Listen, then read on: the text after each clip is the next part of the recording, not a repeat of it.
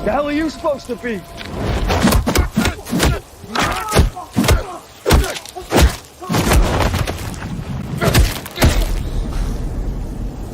I'm vengeance. What's up, everybody? AW Air Warrior. What's up? I'll show you my face in a moment.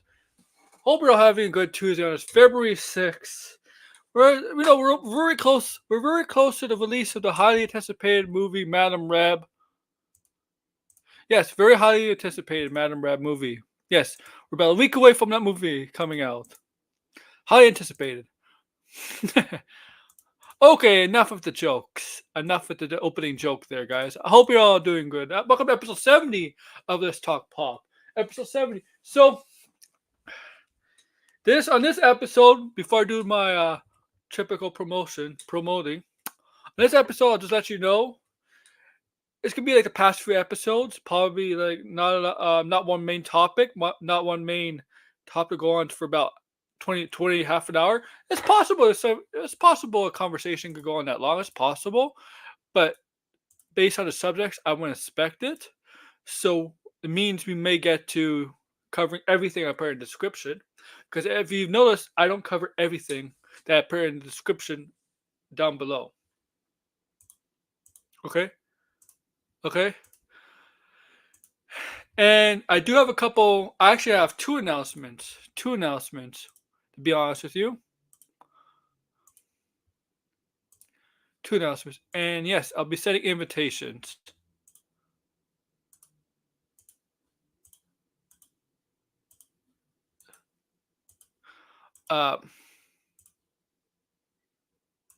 Okay. So, the first announcement is that Sunday on this channel, I'm gonna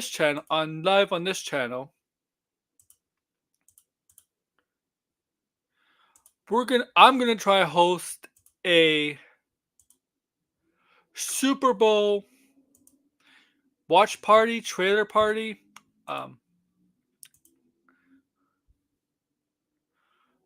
A Super Bowl watch party for not specifically for Super Bowl, for the trailers.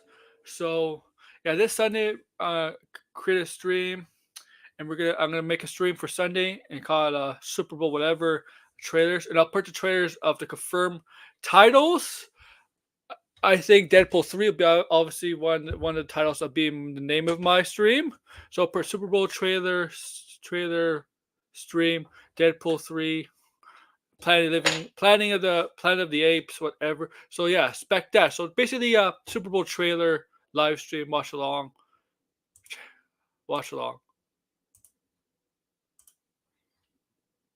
That'll be Sunday, because that's when the Super Bowl is. Sunday is the Super Bowl. And we'll talk, we'll have fun. It's going to be a longer stream than usual. Maybe 4 hours, 3.5 to 4 hours. But we're going to have fun.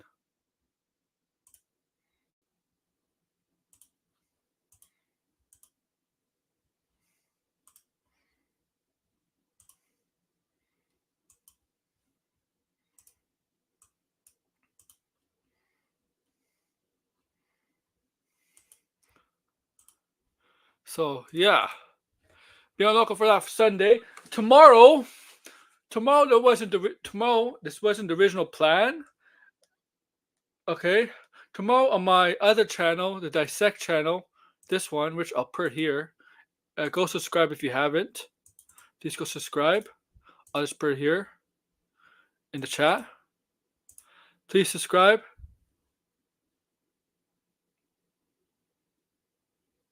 Oops.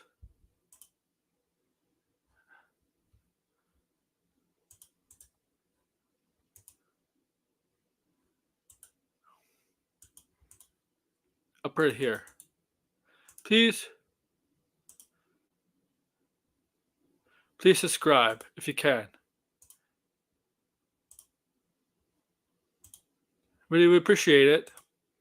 But on this channel, I'm going to go over one of Campia's videos, a 20-minute video about Madame Web. or as I like to call it, Madame Reb. Yes, let me just make sure. Madame Reb.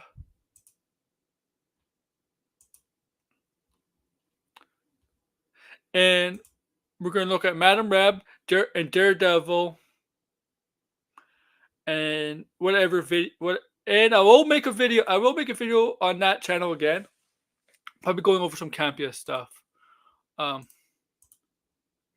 No.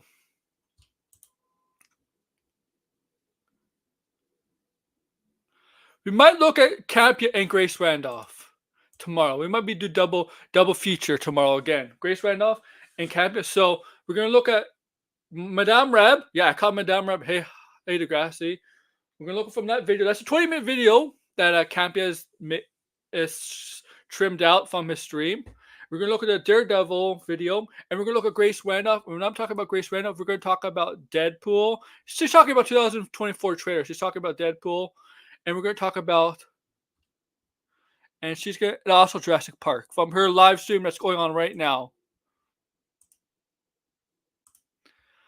Yeah, and I'm going to make a video on something. I would assume they're going to make a video. I think Campia will most likely talk about the Gina Carano situation. Tomorrow, I might add up to the live stream tomorrow. So we may talk about some Marvel stuff tomorrow live, and Gina Carano and Jurassic Park tomorrow. From them, we're gonna talk Jurassic Park here, but we're gonna talk Jurassic Park from them too.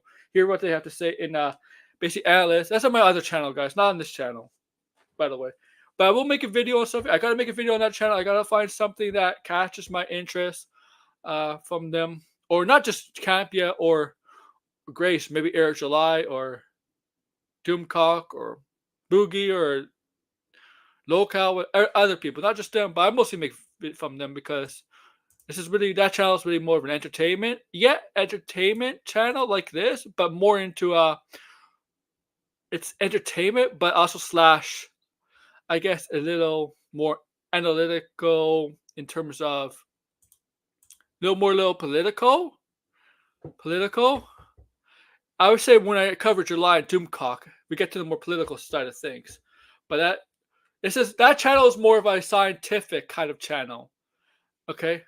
And we do kind of scientific stuff on here too when we talk about films and movies, TV shows, whatever. We do that here, but we go more detail there because we can't go in so much detail on this show because there's a lot of topics we talk about, even though we do procrastinate on topics on this show all the time. But so to recap everything, and at the end, I'm going to recap everything. Sunday, Super Bowl trailer stream for the Super Bowl trailer stream on this channel. Tomorrow we're gonna go over Campia and Grace Randolph, and then I'll make and I'm just waiting for him to do Gina Carano because he's gonna talk about Gina Carano tomorrow. I'm just waiting for him to do that. Then I'll set up a stream for later tomorrow night, and then I'll make a video on something too. So yeah, that's tomorrow. And on my wrestling channel, if you care, in my wrestling channel, I'm gonna cover the press conference, the TKO WrestleMania 4 press conference on Thursday. I will be showing it on my wrestling channel live stream, so I probably will get hit with a copyright claim, not a strike. WWE likes to do that, but I'm willing to take the risk just because this is a special occasion. With all the hoopla, with all the commotion, with all the backlash WWE and The Rock is generating, V1 Cody, all that stuff. That's going to be Thursday. 7 p.m. Eastern Time Thursday, because that's when the press conference is happening. Okay, now... So I know my thumbnail. We're gonna go on there. So make sure to like, share, subscribe, do all that. Now with my thumbnail, yes, it shows the director supposedly that's gonna direct the new Jurassic Park trilogy or film. Right? It's not gonna take place. It's not gonna continue on with the past films. Okay, but we're not gonna start off with that. We're gonna get into that. We're not gonna start off with that. We're gonna start off.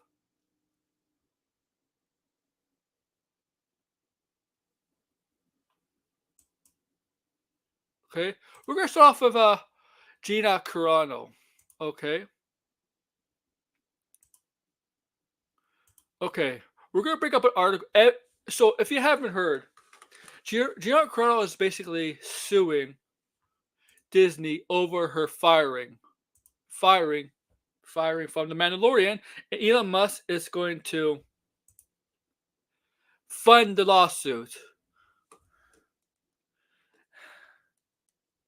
Okay?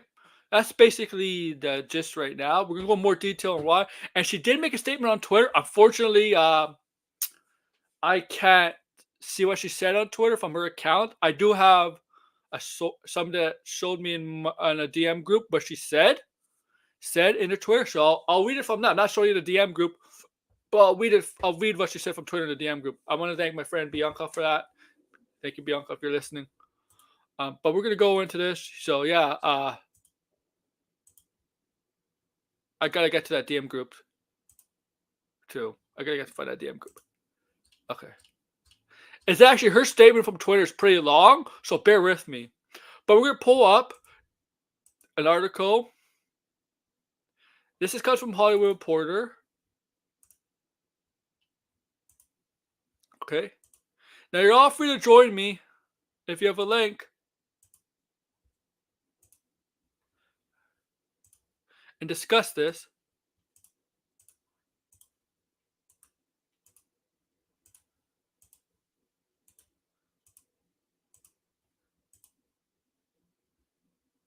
Okay.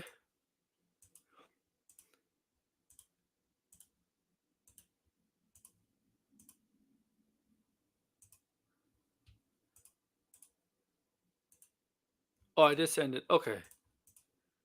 Hello, Anthony. So let's get into this. All right.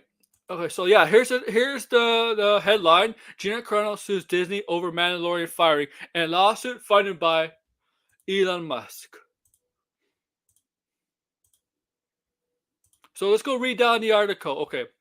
In an escalation of a standoff over her firing from the Mandalorian, Gina Carano is suing Disney and Lucasfilm for discrimination and wrongful termination in a lawsuit that opens another front in the battlefield for influence over Hollywood that has drawn in corporate America. Okay. Carano, in a complaint filed Tuesday in California federal court, alleges she was fired for voicing right-wing opinions on social media and seeks a court order that would force Lucasfilm to recast her. Elon Musk, making good on promise to foot the legal bill for users who claim they have been discriminated against due to their activity on his platform, is helping fund the suit through X. In a statement, ex-head of business operation Joe Baruch,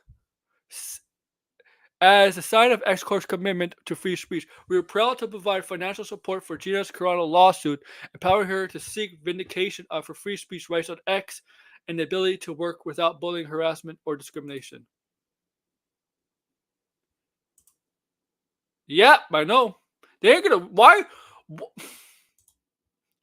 Lucasfilms in 2021 announced that Carano would not be returning to the hit series after sharing a post which she said most people don't realize that to the.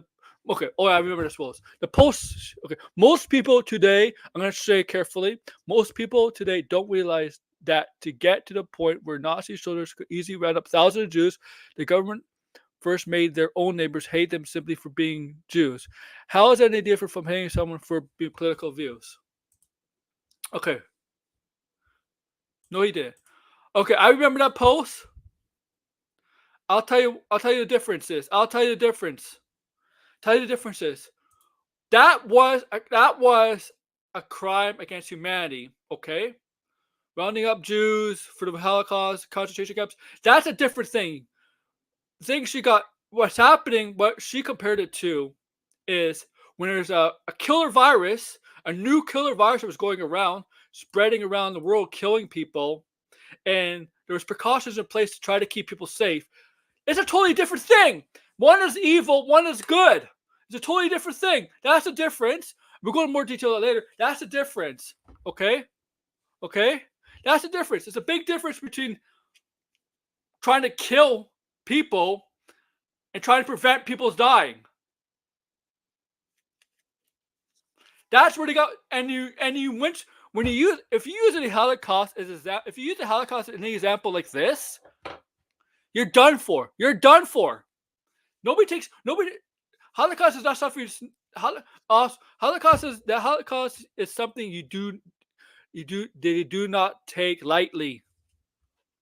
Okay. Plus, whatever. Let's go continue on. In the latest long string of posts, and we got to remember, she was warned over and over by Disney, right? She was warned over and over by Disney. Okay. It was. The problem is, science has become political. It's become a problem. In the latest long strings of posts, it was former MMA fighter drew the ire of social media users for positions seen as right-wing on hot button issues. Carano, who was dropped by UTA, that's their agency, guys, following the controversy, or was their agency, previously mocked government mandates to wear masks during COVID-19, and falsely said that voter fraud occurred during 2022 pandemic election, presidential election. In a statement to clarify on post X, okay. According to the complaint, Disney. In a statement clarifying on X, Carano on Tuesday, my words were constantly twisted to demonize and dehumanize me as an alt-right extremist. According to the complaint, Disney and Lucasfilm harassed and defamed Carano for refusing to confirm with their viewpoints on issues related to Black Lives, preferred pronouns, and disproven claims of election interference. While she was allegedly fired for her questionable religious beliefs, Carano used that the entertainment giant turned a blind eye to her male co-star, who allegedly made offensive and negative posts direct towards Republicans. She points to Pedro Pascal's post comparing former President Donald Trump to Hitler. You know what the difference is? Pedro Pascal stopped. The suit says Disney required Carano,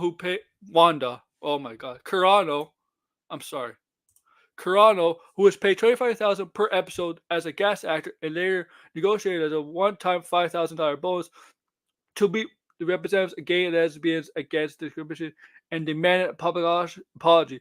Defendants went so far to try and convince Carano's publicist to force Carano into a statement admitting the mocking and insulting an entire group of which people Carano has never done. The complete state.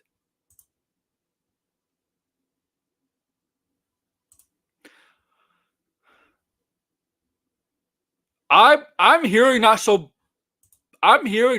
positive things about Cavill ever since it came out today about sex scenes in films and movies. And I don't know what it has to do with being pro-fascist. I mean, if that's true, if he's pro-fascist, he's a traitor to a democracy.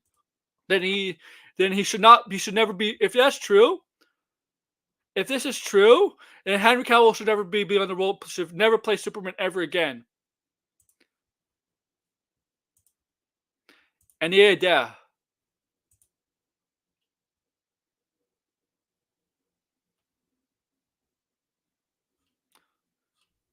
Okay. Here's a difference when Carano made those deals. She compared to Pedro Pascal. Pedro Pascal made those statements in 2017, right? 2017 about Donald Trump, comparing Donald Trump to Hitler. Here's a difference Carano has to understand. Has to fucking understand. Really fucking understand.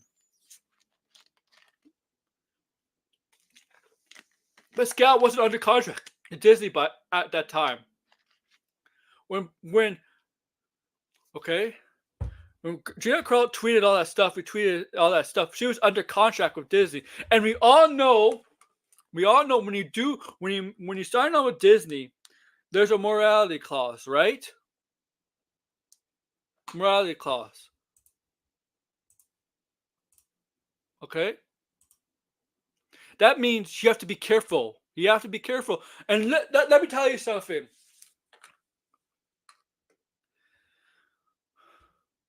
Not just Disney has a morality clause. They want you to have a good image, a positive, good image, okay?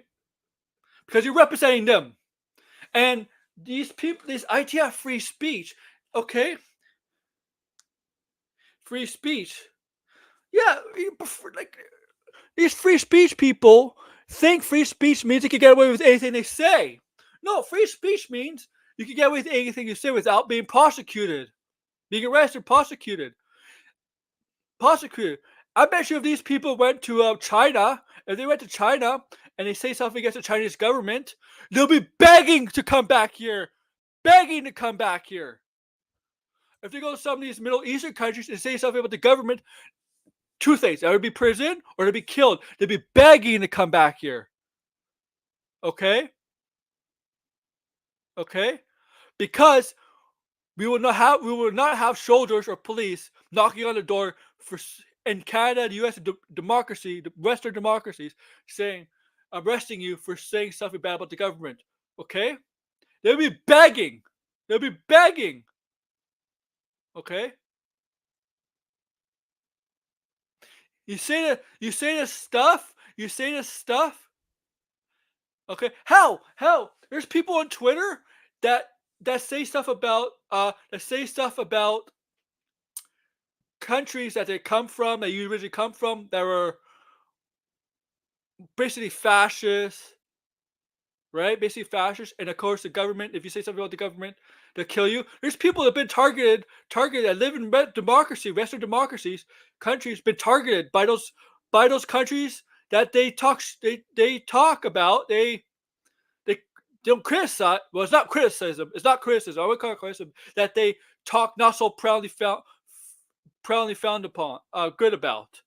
There's such things, right? People leave these fascist countries and they got Twitter where they can speak free speech about these countries and they get targets on their back. Thank you, Degrassi. And it's the same in Canada. Obviously we have a different kind of bill and amendments kind of thing, but we basically have the same kind of core beliefs, right, Degrassi? Like in terms of free speech, right? As the Western democracies do, right? And that's kind of getting challenged a little bit to a degree. I think it's scary right now.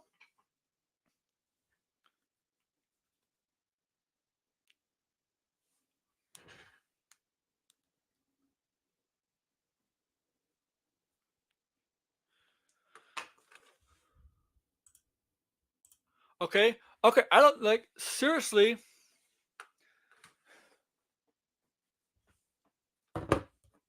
Disney told her.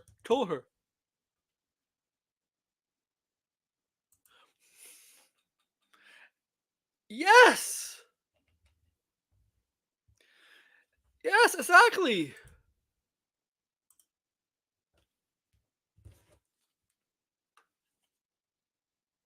If your post is harming people, how do you think the Jews felt? I'm Jewish, obviously. How do you think back in 2021 Jews felt about that post comparing COVID to the Holocaust? That is basically 80 years old now. Okay? How do you think that is? How do you think they would feel? Okay? How do you think they would feel?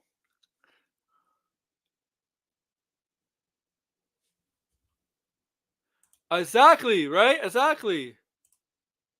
See, these people, if they live in some countries in the West, right? A lot of countries in the West, and even in the even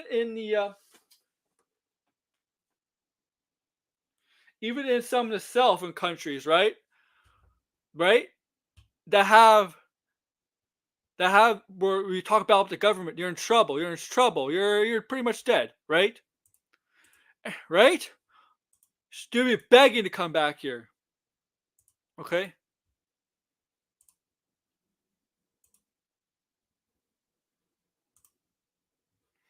Also, I gotta find her Twitter post. Oh, I do have her Twitter post. Let me get it up. I'm not gonna show you it because it's in DMs, but I'm gonna read it for you guys. I got to find it again. Okay.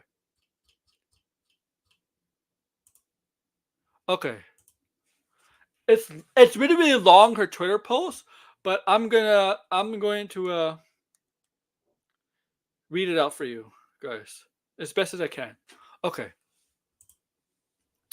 Today is an important day for me. I am filing a lawsuit against Lucasfilm and Disney. After my 20 years of building a career from scratch, and during the regime of former Disney CEO Bob Chapek, Bob Chapek. Lucasfilm made this statement on Twitter, terminating me from The Mandalorian. Junior Colonel is not currently employed by Lucasfilm. There are no plans for him to be in the future. Nevertheless, her social media posts degrading people based on their cultural and religious identities is abhorrent and unacceptable. Unacceptable. Okay, then she says, nothing could be farther from the truth. The truth is, I was being hunted down from everything I posted to every post I liked because I was not in the line with the acceptable narrative of the time. My words were constantly twisted to demonize and demonize me as a right-wing extremist. It was a bullying smear campaign aimed at silencing, destroying, and making an example out of me. Okay.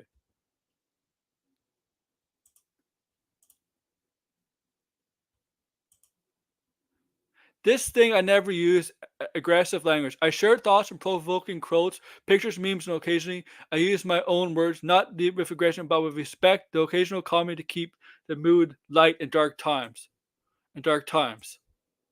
Look with your own eyes at what I posted and ask for yourself, for example, where did I compare Republicans to the Jewish people in the Holocaust? I didn't!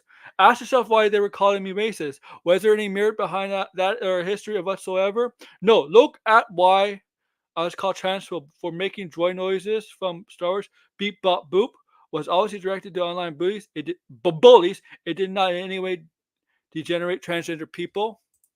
See, she's ready losing this case. She has no case here.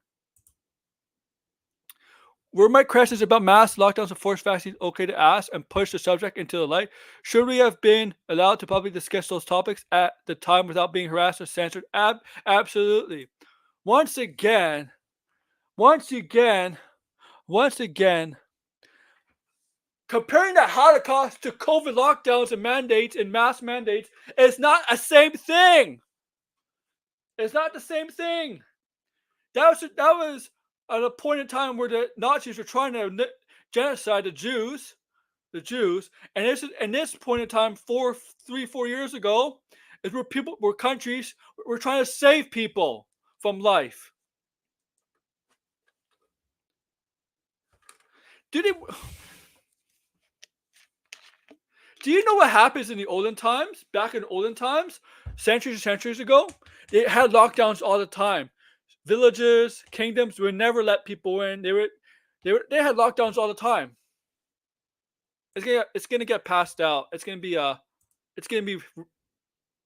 okay. Here we go again. Hollywood says they support female representatives equal rights. Why then were my male co-entrepreneurs speak without harassment and re-educating courses or termination, but not afford the same right to exercise freedom of speech? Once again, Pedro Pascal was not under contract with Disney when he made that tweet. Okay. And second of all, he's a bigger star than you. He was a bigger star back then. His stardom really skyrocketed over the years, but he was still a bigger star than you back then. Artists do not sign away our rights as American citizens when we enter into employment. I've spoken to all my co-stars since I was fired. There's nothing but care and kind words between us. I respect the right to free speech. Do not have to think the same in every issue to be their friends or work with them. I know dude. Okay, Elon Musk. He's a star of the effing show. Yeah. Listen. People on the left side of Hollywood are losing work too, okay? They're losing work too right now. You're not the only one, okay? It's not just a right, okay? Even left-wing extremism is getting called out too by Hollywood on Twitter and stuff. You're not the only one. But back then,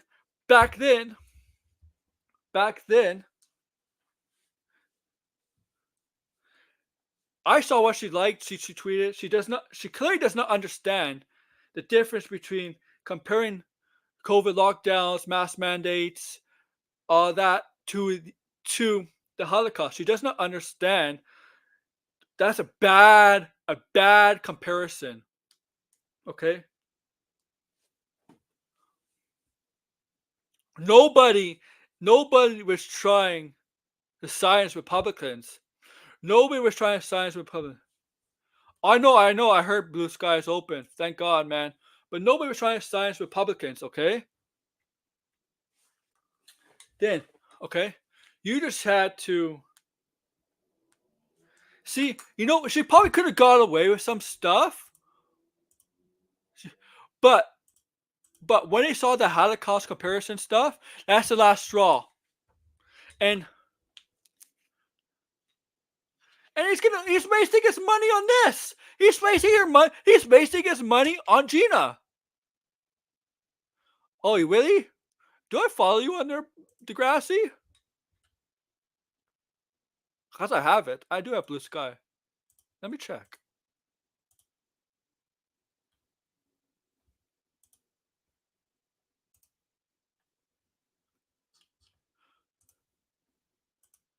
Oh, look me up on there, Degrassi. It's the same thing as my it's the same thing as my Twitter X.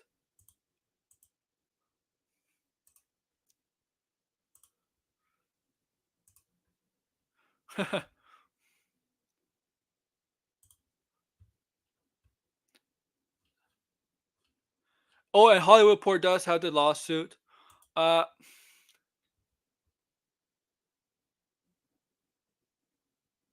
Exactly. He listened to them. That's the difference. He listened to them.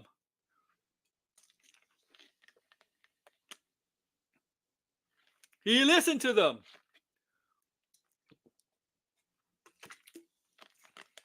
Here's the thing. Words may not get you arrested. Depends if it goes to hate speech, obviously. But most of the time, words will not get you arrested, but they will get you fired from employment. And they will affect your career. Now, not to the point you're totally canceled, where nobody's hiring you. Obviously, Gina Carano is not really canceled, right? But I wonder if Elon Musk never came up to her, would she file this lawsuit? Oh yeah, we do follow each other, Degrassi. Yeah, we do. We do. So okay. Maybe I'll put it in the tab. My Blue Sky account. I haven't really posted anything, but here.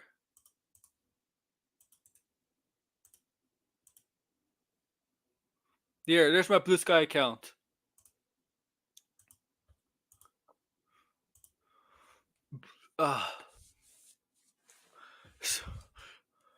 And this will get thrown out because all Disney has to do is show the judge that one statement about comparing the Holocaust to mass mandates and lockdowns, and also showing that every person that signs a contract with Disney to star in something has to sign a morality clause, and there's rules against that.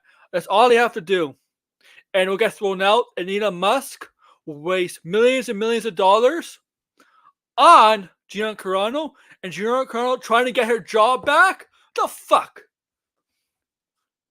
She's suing them, but trying to get her job back.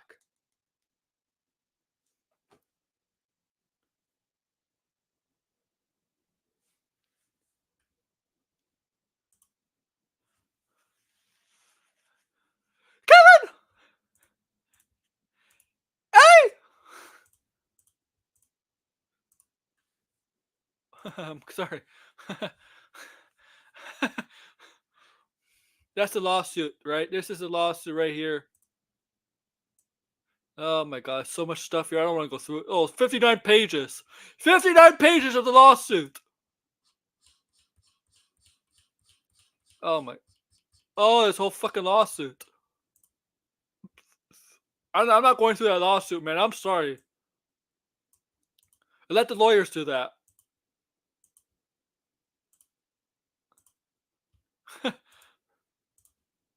Yeah, this should be an easy win for Disney. If I was Disney, I wouldn't even settle with Gina. I would not even settle with Gina, man. Okay. if I was Disney's lawyers, the higher ups, if I was, I guess, who's the one who made the firing call? Who was the one who made the firing call? Was it the board? Was it Chapek at the time? Was it Captain Kennedy? Whoever. To me, it doesn't really matter. But if I was Disney overall, I wouldn't even settle with Gina Carano. Okay, I would just have the judge throw this case out, basically.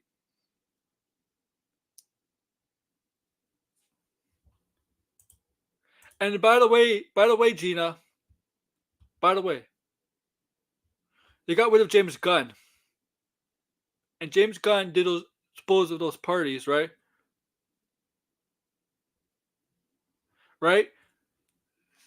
The stuff with James Gunn before he signed off with Disney, right? So they did do that, but they bought him back. Okay? So don't say they're willing to get rid of people. Okay? Because their views fit the narrative. She's done. Like I wouldn't even if I would if I was Disney's lawyers, I'd ask them to throw the case out. There's so much proof. Disney could tell her and be like, say basically all the lawyer has to do to ask the lawyer from Disney, what's the comparison between this picture and this Holocaust pictures and the lockdown?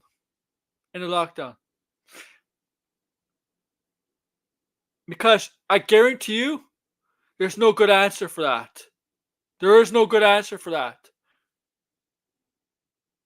Because that's an answer that's an answer that should you can't. There's no good answer for that.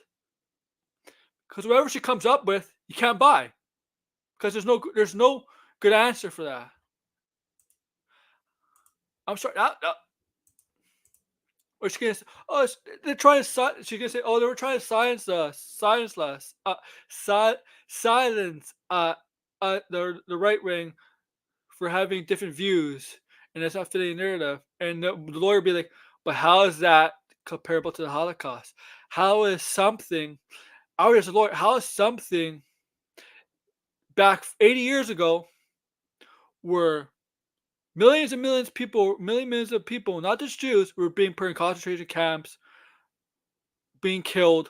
How does that relate to something where a new virus at the time, it's been around for a little bit, right? 4 years, a new virus, novel virus, is going around spreading the world, making people sick, killing people, and whatever city or country is trying to do to stop the spread, trying to save people instead of killing people. Saving people, the opposite of what the Holocaust is. The opposite. You know what? These people think like this. You know what? Let's go walk around the city naked, okay? Okay? They want everything to be like free this, free that, free that, free this, free this, free that, free this, free that. Well, you know what? If you can have everything free that, free this, you know what's gonna happen? You got chaos. You get basically what chaos. And you get people sick. You get people hurt, dead.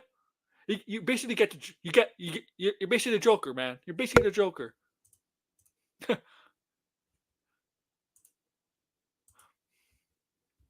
There's no comparison. There's no good comparison in anything. That's one of the worst comparisons you can even make. Holocaust and COVID lockdowns. When one thing you're trying to save people from dying, where the other one is committing terrible, inhumane, genocidal acts. Please, freedom. This is how twisted the world's become.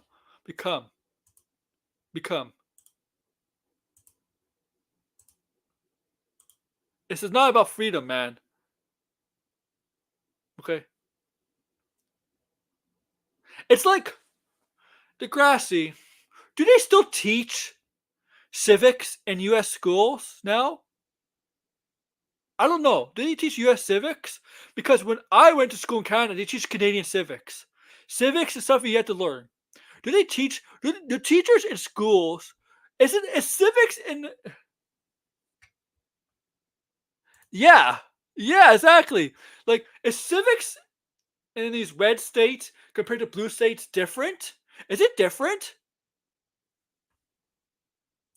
It's like, is it like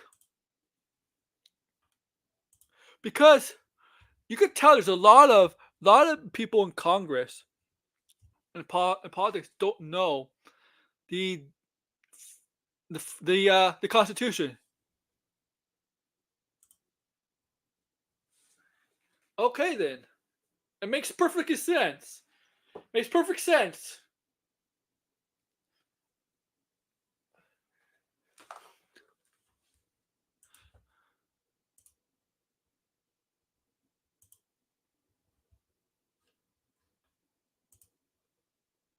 Okay. Okay. That's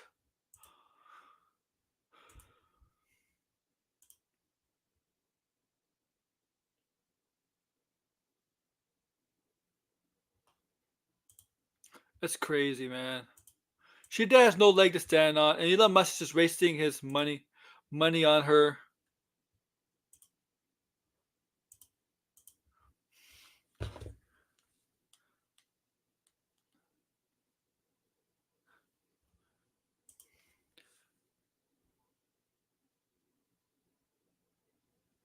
I bet you they don't do that anymore. I bet you did he get rid of that Degrassi?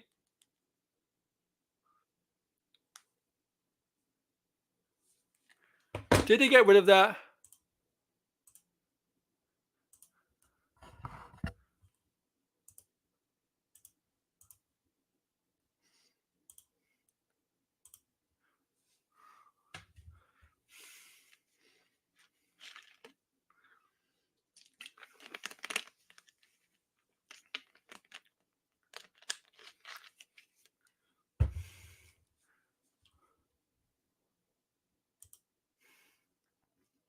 Maybe they should bring it back.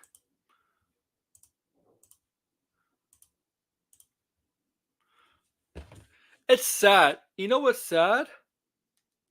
The immigrants that want to become American citizens might know more about the might know more about the American Constitution than the actual Americans. Because because because they're older. Most of them are older, and they actually have to pass a test, right?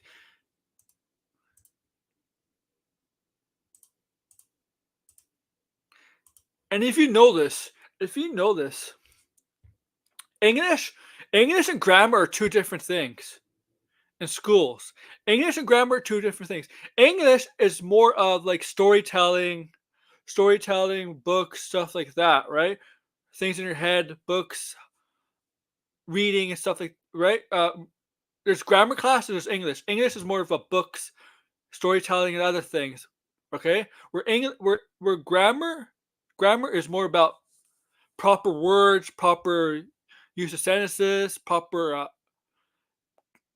quotation where you use your quotation marks, exclamation marks, proper use of wording, basically. And if you notice, a lot of English literature, a lot of immigrants have better grammar than people from the people that are born in the country.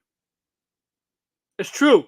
A lot of immigrants have have better grammar than actual Canadians and actual Americans. It's true. It's true. It's a fact.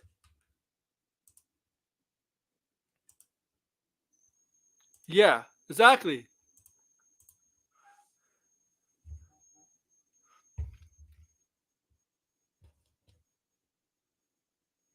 You can see an X all the time. A lot of people that have bad grammar X are from the state are, are from the countries that are born in.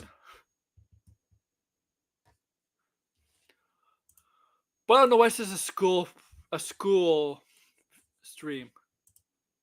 I want to get the more fun stuff.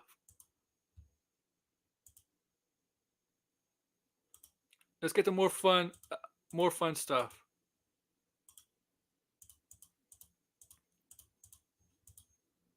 Hey, Blinded. Blinded, you want to come on?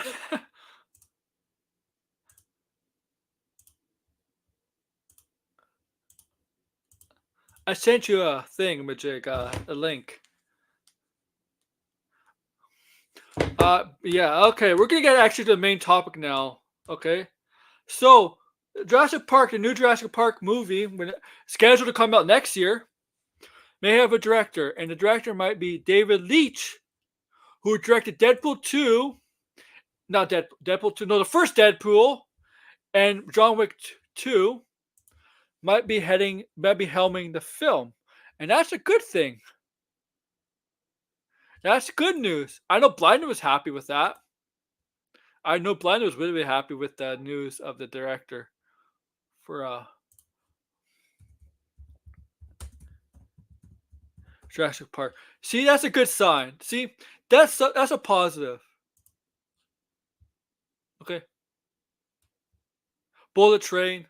I mean, yeah. I mean, like, he's done John Wick. The first two John Wicks is good. Atomic Blonde wasn't good. Fast and Furious, Hobbs & Shaw, he did. Bullet Train, and he's doing The Fall Guy. So, I guess this is a positive because he has some good movies and some bad movies. But anything is better. Any director, any director could do a better job than the last one, man. Than the last one.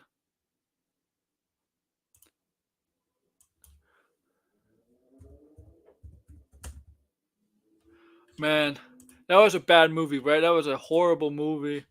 I forgot who directed that. Dominion. Oh, Colin Trevorrow. Yeah, that was bad. Uh this is a good sign. I guess this is a good sign of getting a really successful director. Beneath the escape from the conquest for the battle of the rise of the dawn of the war of the kingdom of the planet of the dinosaurs. Yeah, you know this. You know what should happen? The dinosaurs should like talk. Have the dinosaurs talk, and their plan is actually really taking over the world. Have them actually communicate without talking, instead of having their own way of communicating. You know, with we've seen in the past movies, actually have words coming in our mouth. Let's do something fun with them. What can you possibly do with it? What can you possibly do after Fallen Kingdom? Let's say Fallen Kingdom, Dominion, when all the dinosaurs are basically out in the wild, living among humans and actual animals. What can you possibly do? This would be fucking awesome. Do it. Do it. Oh, you can get Turok. Name the main character Turok. Name the main character Turok.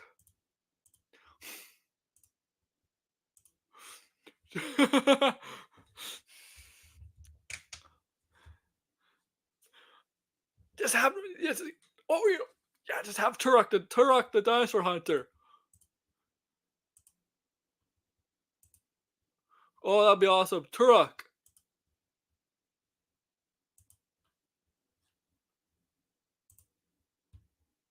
Oh, that'd be awesome, man. Awesome. Turok the dinosaur hunter. Oh! Yeah, man. Why did they stop making Dino Crisis? Dude, those two games were awesome. Why did they stop making Dino Crisis, man? That's fucking ridiculous, man.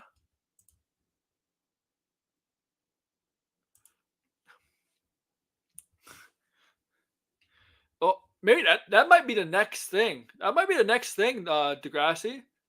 Because you gotta do stuff that's different, right? You gotta do stuff that's different than the past trilogies, right? Like how do you make something different from the past trilogy, right? Now I don't know if this is a new trilogy. They're playing a new trilogy or just one movie. It sounds like they're playing a new trilogy, but with new characters.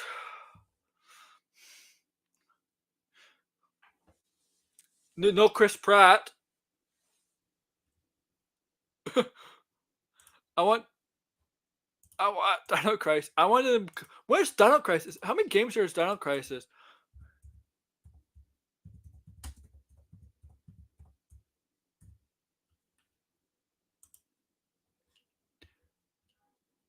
Oh my God, Dino Crisis. The last Dino Crisis came out in 2003. Man, Dino Crisis 3. Fuck, man. Oh, oh my God. Yeah, they gotta do. You know what?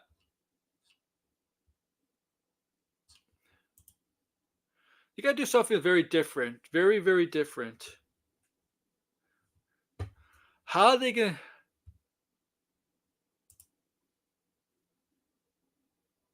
After the Gigantus movie, Gigantus movie is gonna work on. But I gotta find something very, very different. Now, okay.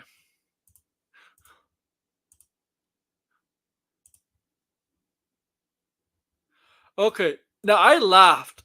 Next topic, I really laughed. I laughed at this when I saw this. I woke up, went on Twitter, X, and I saw what Tom Holland's announcement was, right? Remember, yesterday, everybody's anticipating Tom Holland's announcement, right? Tom Holland's gonna announce something, right? People are like, eh, that's just people are suggesting maybe Spider-Man 4 or not Spider-Man 4. Uncharted 2, right? Uncharted or not Uncharted, right? Uncharted 2. I actually thought it was gonna be Uncharted 2. I really did think it was gonna be Uncharted 2. I really did think Tom Holland was gonna announce Uncharted 2. I did. I did not think Spider-Man 4, but I did think Uncharted 2. Uncharted 2. Okay. But he announced that he's gonna be starring in a play. A new stage adaptation of Romeo and Juliet for the West End. That's a play. That's a stage play, guys. And I see people in the comments when he announced that must go, must see, must see, go, must go, must see. I'm like, you realize this is a play, right? It's a play. It's not a film. And I know it's Tom Holland. Tom Holland has a stance. He definitely has a very annoying stance. You're hoping it's a departure for Spider-Man?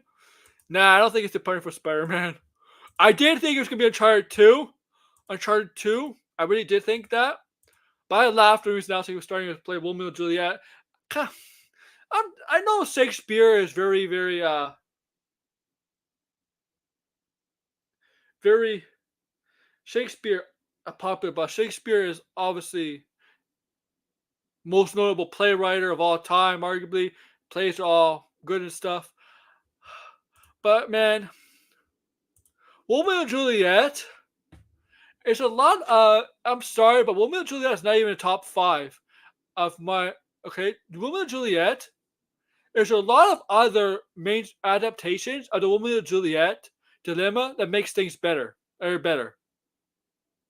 Okay, and there's a lot of adaptations that adopted the Romeo and Juliet complex, right? Better than Romeo and Juliet now. Better than Romeo and Juliet now. I'm sorry, it's kind of outdated. Okay, is he playing Juliet? No, Zendaya is playing Juliet. Oh, Zendaya is playing Juliet.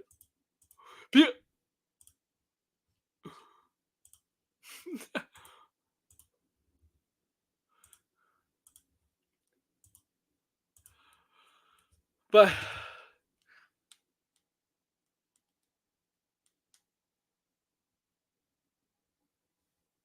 it's funny though. I don't. Of course. So it's gonna be doing a play. A lot of actors end up doing plays. It's really, really doing a play. It's actually really more. It's actually harder to do than actual film. It's actually more because I would say you're actually in front of an audience, and an audience you actually have to keep your poise when you're doing a play. You have to keep your poise, right? We're right in front of an audience. It's like wrestling. It's no different than wrestling. When you're watching a wrestling show, the only difference is plays are rehearsed. Wrestling isn't.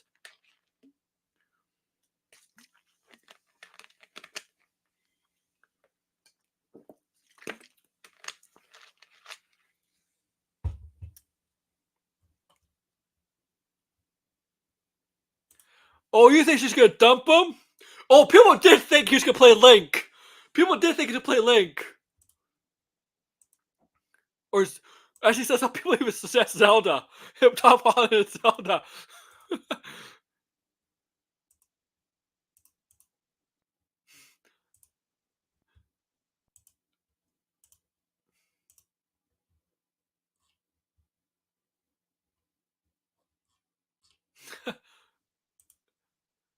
Yeah. Don't worry, Tom won't find anybody, right? Uh, that's funny though. Oh, by the way, so at the Saturn Awards, Kevin Feige was spotted with a Deadpool slash Wolverine logo on his hat. Well, I'm gonna tell you one thing. People might have thought this is the official logo of Deadpool 3 with Wolverine. Well, it's come to confirmation that this is a fan. That was a fan made logo. That's not really. That's not Disney MCU's logo. That's actually a fan made logo that I guess, he liked. Okay? The Saturn Awards are the awards for like shows. They're not like awards for shows. They're not respected by the elite. You see a lot of like Marvel shows, Disney shows, Star Wars shows. Yeah. Rogue 2! Rogue 2?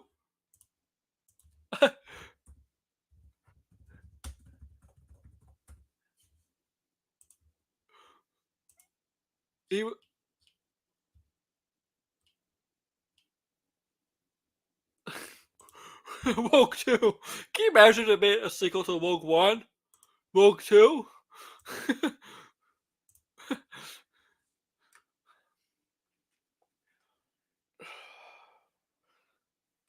Okay. And other Marvel news, I have no idea. In other Marvel news, Josh Brolin, yes, Josh Brolin, and we're gonna actually get to Star Wars, says he's heard that Thanos will be returning. Josh Brolin said he's heard that Thanos will be returning. Okay. My personal opinion, they don't need Thanos anymore. The reign of Thanos is over. Move on from Thanos.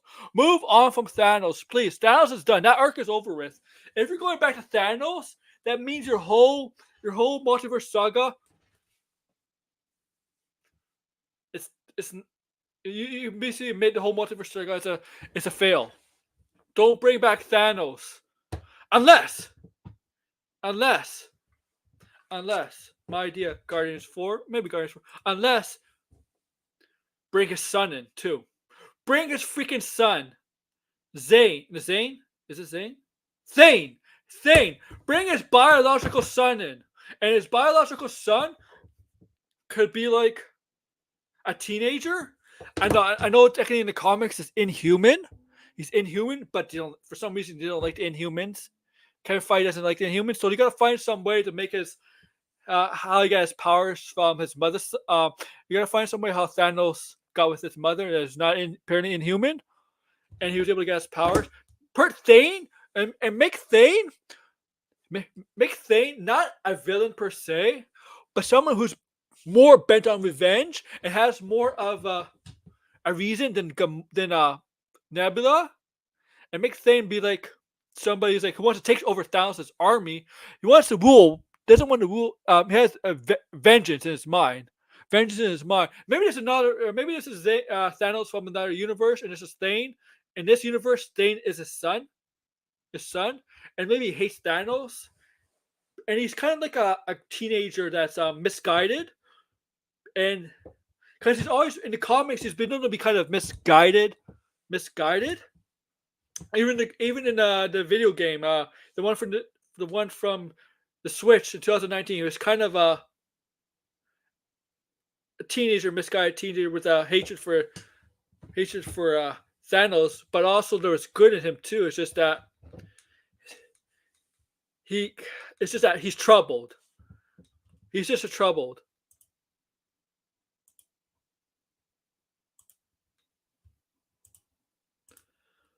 Let's just do that, man, because otherwise, I mean, he do have his brother. Obviously, Thanos has brothers in the universe.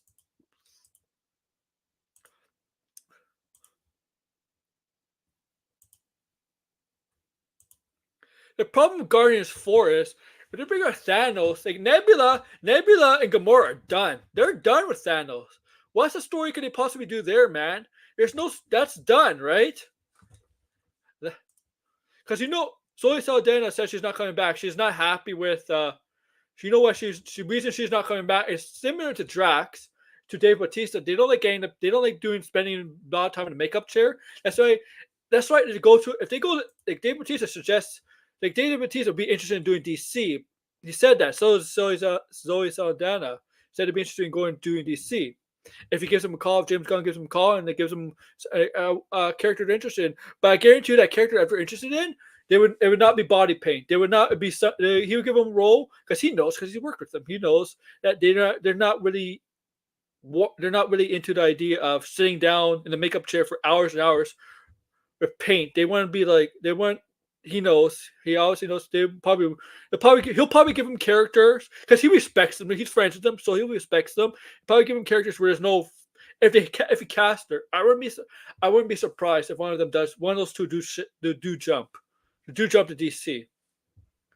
Because we haven't seen one major star from the Guardians jump to DC. Of course, Nathan Fillion's jumped to DC, but he's not the big star of the Guardians. But I'm talking about the 5. Well, the 6. I guess it's 6 now. Nebula. Yeah, I guess it's 6. So, well, I'm talking about I'm not talking about Groot or Rocket Raccoon, Vin Diesel or Bradley Cooper. I guess I'm talking about Zoe, Chris Pratt, and Dave Bautista. But you never know. Bradley Cooper might jump. I don't know. Vin Diesel, I don't know Vin Diesel, but I can definitely see one of those, especially one of those two jump to DC. There's not a role where it requires them to make up the paint their bodies. And yeah, I actually see that.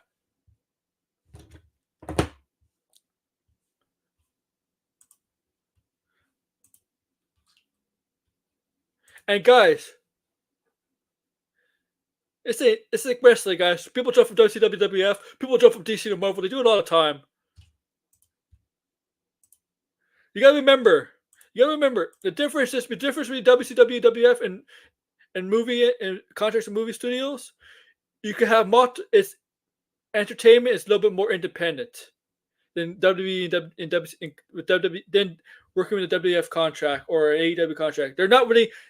They say they're independent, but they're not independent.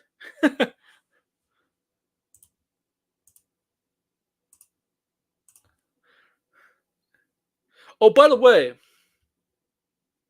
but yeah,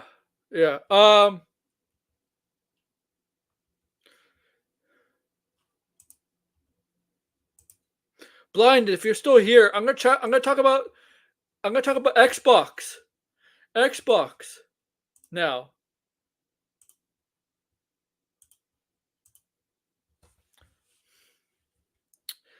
Xbox, Microsoft. Well, it's actually big news. It's actually big news in the video game world with Xbox. They are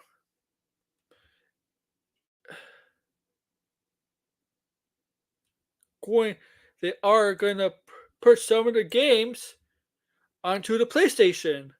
And the first game they really announced was Indiana Jones.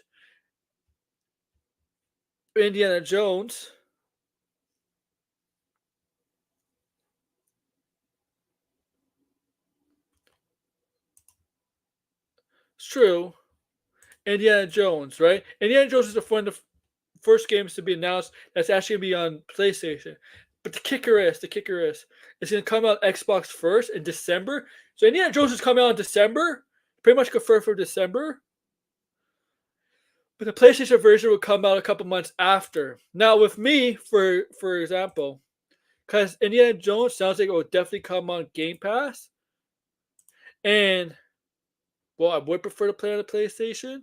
If it does come out Game Pass, I'll probably get on Game Pass to play for free on Xbox.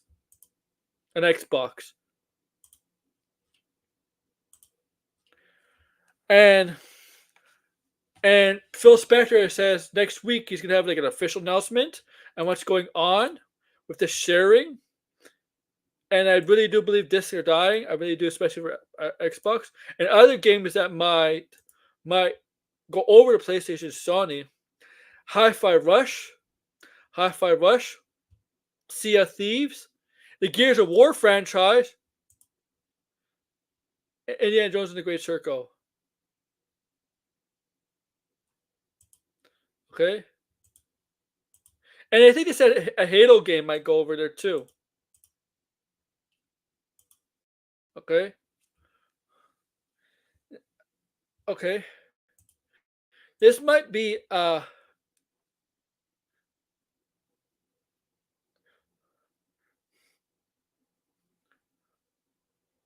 now, guys, you have to understand.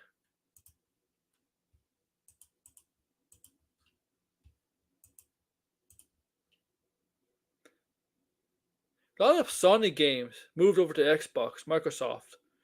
Look, Final Fantasy went to Microsoft. GTA, Grand Theft Auto was a purely Sony thing. They went to Microsoft. How this is not different. This is not different. This has happened before, and vice versa. Okay, this is not different. Okay, and here's the thing, guys. Okay, but I do think Xbox is definitely.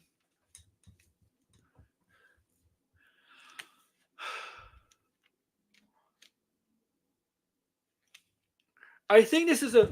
I don't think this is a beginning. I think this is also a beginning of a partnership. A partnership with Sony too. I do think Sony will get involved and help each other out with Microsoft. Here's the thing. Here's the thing. I just want Sony. I want Sony to incorporate stuff in the Game Pass. I hate the fucking. I got rid of the Sony Online stuff like a year ago. I'm not paying for that stuff. I'd rather have stuff in the Game Pass. Okay. Okay, blinded. Thank you.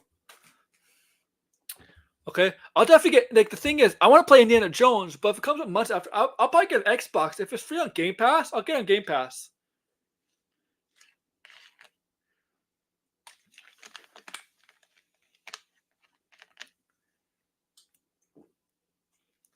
Here's the thing. Yeah, this is true, but can the Switch? Switch. The thing is, can the Switch handle that kind of graphics?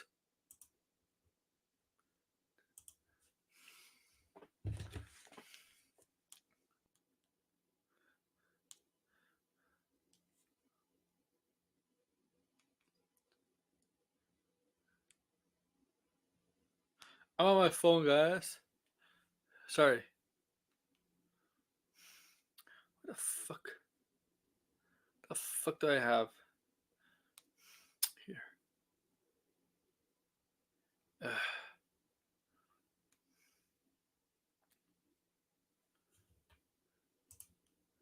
The new Switch, the rumor is not going to be much of an upgrade.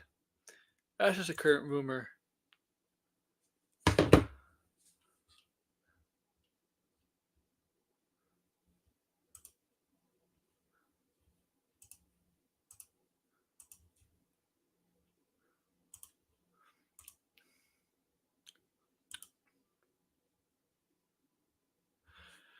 Yeah, well, we'll see, man. You know, it's rumored for the Switch has been rumored for this.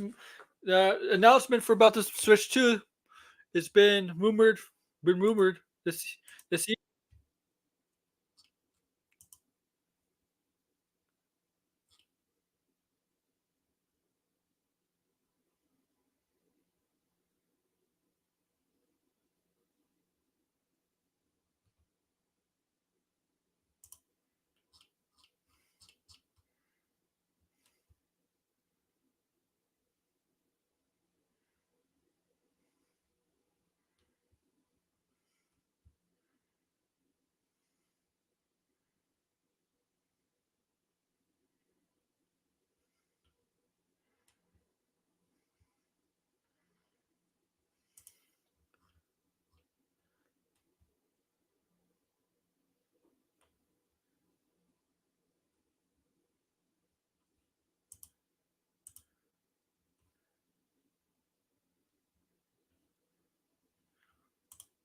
Oh, here's Blinded. Hey, Blinded. You know you could come on the whole stream. You know that, right? Yeah, no, I was just busy with something, that's why. Okay. Plus, I'm Oh, kind of like eating because I've been busy. well, there's a lot of stuff to talk about. We'll get to your stuff. We'll get to the video game stuff now, and then we'll talk about the other stuff that I talked about Oh, earlier. Go ahead. Oh yeah, I mean for Xbox, Xbox is pretty much dead. I don't care what anybody says. The moment you put some of your biggest games on another platform, your brand ceased to exist, and there's really no reason to own an Xbox besides Game Pass, which my theory is the reason why they're doing this is to get Game Pass on PlayStation. So Well, we'll I have a probably question see for that that. in a couple years. Blinded. With Sony get rid of their Sony online service. No, they'll Still have getting Game PlayStation Pass. Plus. I'm still getting. They're gonna probably incorporate somehow the two. They're probably gonna find some way to incorporate the two on Sony. Possibly. I mean, PlayStation never integrated with another because Game Pass, if you get the Ultimate, you get EA Play, but on Yeah, but you don't get EA Play on PlayStation Plus, even though EA Play exists on PlayStation. I don't. I don't think I have the PlayStation Plus service anymore. The one. No, I don't subscribe to any of these services anymore. I got rid of them. I don't use them that often, and it's just a drain for me. So No, the PlayStation one was ridiculous, man. That one they announced a couple years ago was ridiculous. I got rid of it like in a yeah, year. I had that for a year. I kind of used it. I played like Stray and Control, but Hmm. I never played a lot of games on it. I'd rather just buy the game out right now, Hmm. because there's just so many games and I don't want to be distracted. So yeah, probably. I mean, the thing is, Nintendo is always like up and I down. Like, you look at the Wii and then you look at the Wii U and then look at the Switch. I hated the Same thing with day when they GameCube. announced the Switch was on sale. It was like so early in the morning. Why? Like, like I had to wake up early to try to reserve it. It was so bad. Like, I got mine on Thanksgiving back in 2019 at a good price. no, I got it. I had to reserve it on the day it was announced. Like, Well, I didn't get it Oh, what's up, until a George? couple years afterwards. Oh, hey, Blonde dude. yeah, George. Yo, so hold on. I know you guys are talking about the system, but I just found out about this Gina Carano thing. So wait a minute, she waiting nearly 3 years after her firing to sue Disney and try to force her way back into the role. Yeah. Wait a minute. Why go back to the company that you claim has been so cruel to you? She's not very bright. Because you've had a failure of an acting career working with the Daily Wire Well, she afterward. did. She did. Yeah, yeah. So she did have a feeling of acting career until she was being stupid. It's so baffling. It's I just don't get it. You know what? This is happening right after that con, Hey, that Blue fan Jay. expo that she went to. Hey, Blue Jay. And it's MegaCon? like, yeah, MegaCon. It's like, what for the redneck men? You want to No, impress them? MegaCon. MegaCon is not. No. MegaCon was bigger than that. That MegaCon is not. I No, think no, MegaCon. I'm not saying MegaCon's full of redneck men, but I'm saying that's basically her fan base. Well, I think Eric July posted a video where he learned about MegaCon. You could tell he lied so much in that video. Like most of the people in that video had no idea who he was. Because Tony went over it yesterday. You could see his video on his channel. Most of the people like had no idea who he was. But hey, Blue Jay. The Gina Carano thing still doesn't get. She doesn't get the reason why she was let go. You can't compare COVID lockdowns and mass mandates to a freaking Holocaust. No, she was comparing Republican voters, but still, you don't compare anyone to the Holocaust. The Republican vote. Yeah. Republican voters are not being put in cages and being sent to concentration camps to be dead, to be killed. I mean, even though I've disassociated myself from my former party, I'm still a registered Republican. I guess I should. But yet I haven't been transported yet or taken away. If I was Disney, I would. If I was Disney, I would even settle with her. Also, you're having beta male Elon Musk helping you with your lawsuit. Get the hell out of here. Yo, you what? why does Elon Musk need to lost? Doesn't she have? Isn't she a freaking millionaire herself? No, she lost money. She probably lost money doing those crappy movies with Ben Shapiro. She pushed. Apparently, she only got paid $25,000 doing a Mandalorian episode. That's pretty, and she was not in every episode. That's pretty small. I'm like, wow. But she's not going to win this case. What do you guys think, Blind and Blue Jay? She gonna lose. She's gonna lose, and it's gonna be hilarious to watch. And it's gonna be hilarious to watch Jeremy Griggs and all these other so-called alphas who are really beta male snowflakes cry about it. Yeah, I would like the judge should just throw it out, man. Disney shouldn't even offer a settlement. You know what? You know what? Maybe I should sue Jeremy Griggs and all the other fandom menacers for wasting my time with their fan movement after supporting them for a year and realizing how stupid they were all. I said this early on in the stream. These people who complain about freedom of speech, they go to a country like China and say something bad about the government. Yo, if you say something about Putin in Russia, you're gonna see the light of day ever again. You're gonna be thrown in a dark cellar. They're gonna be begging coming back to a country like North America, places like in North America, begging. Listen. You remember like that NBA player Enes Kanter, how he spoke out about the Turkish president, and like if he ever goes to Turkey or goes to a foreign country, he could be assassinated. Yeah, so it's like. Yeah. There's people like that all the time. There's people that live in democracy countries that escape from pro-fascist authoritarian regimes, right? And they speak out against that stuff, and they know they have targets on their back for speaking out against that stuff. They know. But yeah, Gina Carano is so oppressed. Get out of here. Oppressed. Also, what's this whole thing about another Jurassic Park movie happening? Like, didn't know. I know what's happening, but it's like they actually gonna have this movie come out in like a year. They need a cast, but Blinded loves it. Blinded loves the director. Blinded, is this director gonna be worth it?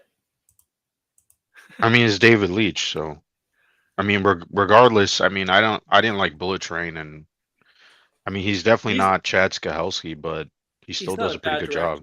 It's an odd choice to me because when I think of David Leitch, I think of like grounded action, even though he did like Fast and Furious and Deadpool and stuff. I think of like, are we gonna have like a one take camera shot actually with dinosaurs fighting each other? That's what it needs because the other Jurassic World movies were not good. Oh my god, it does need to be. Because different. Listen, the last Jurassic World movie, Jurassic World Dominion, between that and Transformers: Age of Extinction, I don't know what's the worst billion-dollar movie. Age of Extinction would have been $1 billion. Well, the thing is with Transformers now. No, not Transformers. Jurassic Park. They had to do something different than the last movie because Dominion, right?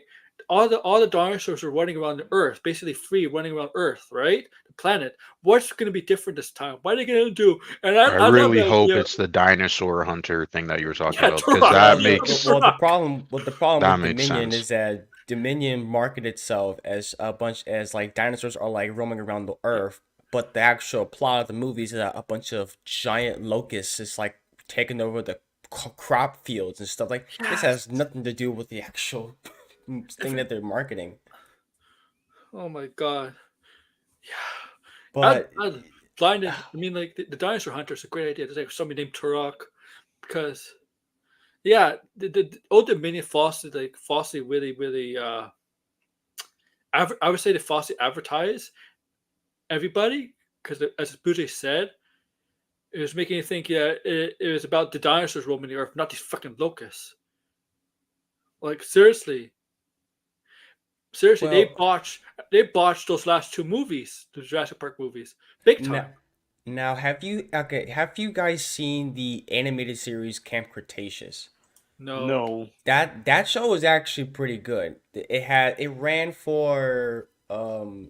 5 seasons on Netflix. Each episode is like at least 10 episodes. But the show is actually pretty good. The first 3 episodes is kind of like the third season is where it peaked.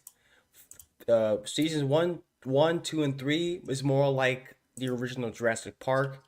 But when you get to 4 and 5, they starting to become very ridiculous.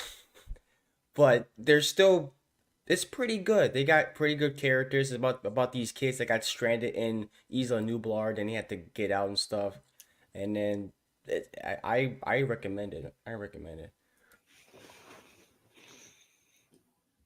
it. The thing is, I just feel like, look, I like the first Jurassic World movie, but like the last two, it's just, what else could they do with this franchise? I feel like that's my concern. We'll see. That's what happens when you're Torok, when you're film. Torok, Torok.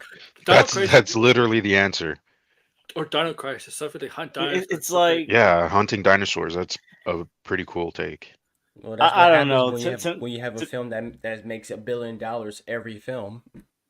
like here's the thing, like I know, like we always talk about on this channel, like superhero fatigue. Here's another thing I'm fatigued about: these so-called like sequels that just never live up to the hype, that are just mediocre to bad, that are just making money so they can get more out. Movies like these Jurassic World sequels, Fast and Furious movies. It's like, do these things have a reason to exist? I was excited for Father Kane because I liked the first Jurassic World movie. Yeah, I was excited too. To me, that was one of the most disappointing movies I saw in theaters, because I actually liked the trailers for those movies. That girl, I'm sorry, that girl's not sympathetic at all. She made the dumbest decision. Oh, she freed out dinosaurs because they're like me. No, I know you're cloned, but they're not like you. They're like me. They're like me. So I was like, what? Are you kidding me? She should be arrested. She should be in prison for that. She could possibly, like, seriously, that's, potential humans could have been, humans could die from the release of all those dinosaurs. That's a crime. Like, I'm surprised that wasn't in the news. Yeah. Girl released the dinosaurs. It should have been on trial. Jurassic trial. And Chris Pratt and Bryce Dallas Howard's character, they're like, okay. And man, if it was like Batman was there, I'd be like, what the fuck are you doing? You know what you just did? You know what you just did? Yo, listen, you know what? How about we take another Jurassic Park character, Ian Malcolm? If Ian Malcolm were there, he would not allow that to happen. No, because Ian Malcolm is the smartest Jurassic Park character in the whole everything and the whole thing. Okay, you're gonna have dinosaurs on your dinosaur island, right? He's. The saying is you shouldn't. You know what it is, right? You know how in real life you shouldn't put this animal in a habitat that doesn't belong to, because it could cause trouble to the habitat. It could ruin the habitat. It could ruin the right. Blinded. In Toronto we always have these signs that have like this specific beetle, right? Specific beetles or bugs that shouldn't be there. Mm-hmm. Right, like that. You shouldn't like put a specific animal or bugs in the habitat in a specific habitat that doesn't belong in, because obviously what it could do to that, but it obviously could do what to that habitat. That's what the whole thing about this dinosaurs is about. They don't belong living with humans. Yeah, it would be cool if they had some hunter who's like trying to gather them up, and he can't kill them, but he's they still attack him, and that would make for an interesting trilogy. You could do a lot of stuff with that. Oh yeah. That's the only reason why I'm like curious, because David Leitch could definitely pull off something like that. And also too, we don't get a lot of movies like that. I mean, there was 6. What was that movie that came out with Adam Driver? Oh, that's 65. Was it 65? Yeah, I mean, didn't do well. Yeah, that didn't do well, but it's not even close to a dinosaur hunter. How about the hunter from Jurassic World? No, Lost World. What was his name again? I don't remember. I forget, but honestly, right? I actually like Lost World quite a bit. That's actually probably my favorite of the Jurassic Park sequels. I think it's underappreciated. Yeah, it's underapprecited. Like honestly, like you take out the stupid gymnastics with Malcolm's daughter. The daughter. I was about to say they should bring her back into this one. I wouldn't mind coming. No, listen, I liked her as a character, but the gymnastics part just like took me out. But it's like, with the exception of that, I actually did enjoy that movie quite a bit. But then again, that was the only sequel directed by Spielberg, so. I don't know. Jurassic Park 3 is still my least favorite Jurassic Park movie. Even after Dominion. I'm sorry. First of all, 90 minutes of a Jurassic Park movie, that's too short. Second of all, when you have that dream sequence of of the raptor going, Alan, Alan. Oh my gosh. Yeah. And also, the parents in that movie, they are the worst antagonists Oh. of any movie. They basically lied to all these people and basically lured most of them to their deaths. I get it, you're trying to get your son back, but oh my gosh. The movie would have been better if the parents got eaten by dinosaurs. And Dr. Gray just took the boy home with him and raised him himself. He'd be more responsible than the parents who let their kid like just do jet skiing, whatever it was, like by a dangerous island. Ian McKellen is the smartest character in all the movies because he knows the rest of the dinosaurs are like he knows. It's just. And I think Alan Grant too, because in Jurassic Park 3, he didn't want to go back to even though it was a different island, he didn't want to go back where there's a bunch of dinosaurs. I wouldn't go back to an island of dinosaurs if I saw that. Yeah, like seriously, it's dangerous to go into an African safari with a bunch of lions out there, cheetahs, hyenas, or into the forest. Where I definitely wouldn't want to go with these unknown mercenaries. I mean, what if they decide to kill me? It's like they're slaves. They're actual slaves. Oh my god! They should just you might as well just call it Planet of the Jurassic. Like I don't know. Wait. Are we gonna have the dinosaurs like talk like Caesar and Planet of the Apes and go no? Yeah, they're gonna do a crossover. You damn dude, you damn dirty dino. You could have a dino boss. Yeah, and like have the raptor be the leader and be like, no. Oh my gosh. You might as well just get Grimlock from Transformers, just having a cameo in here. Like, come on, I mean, Grimlock.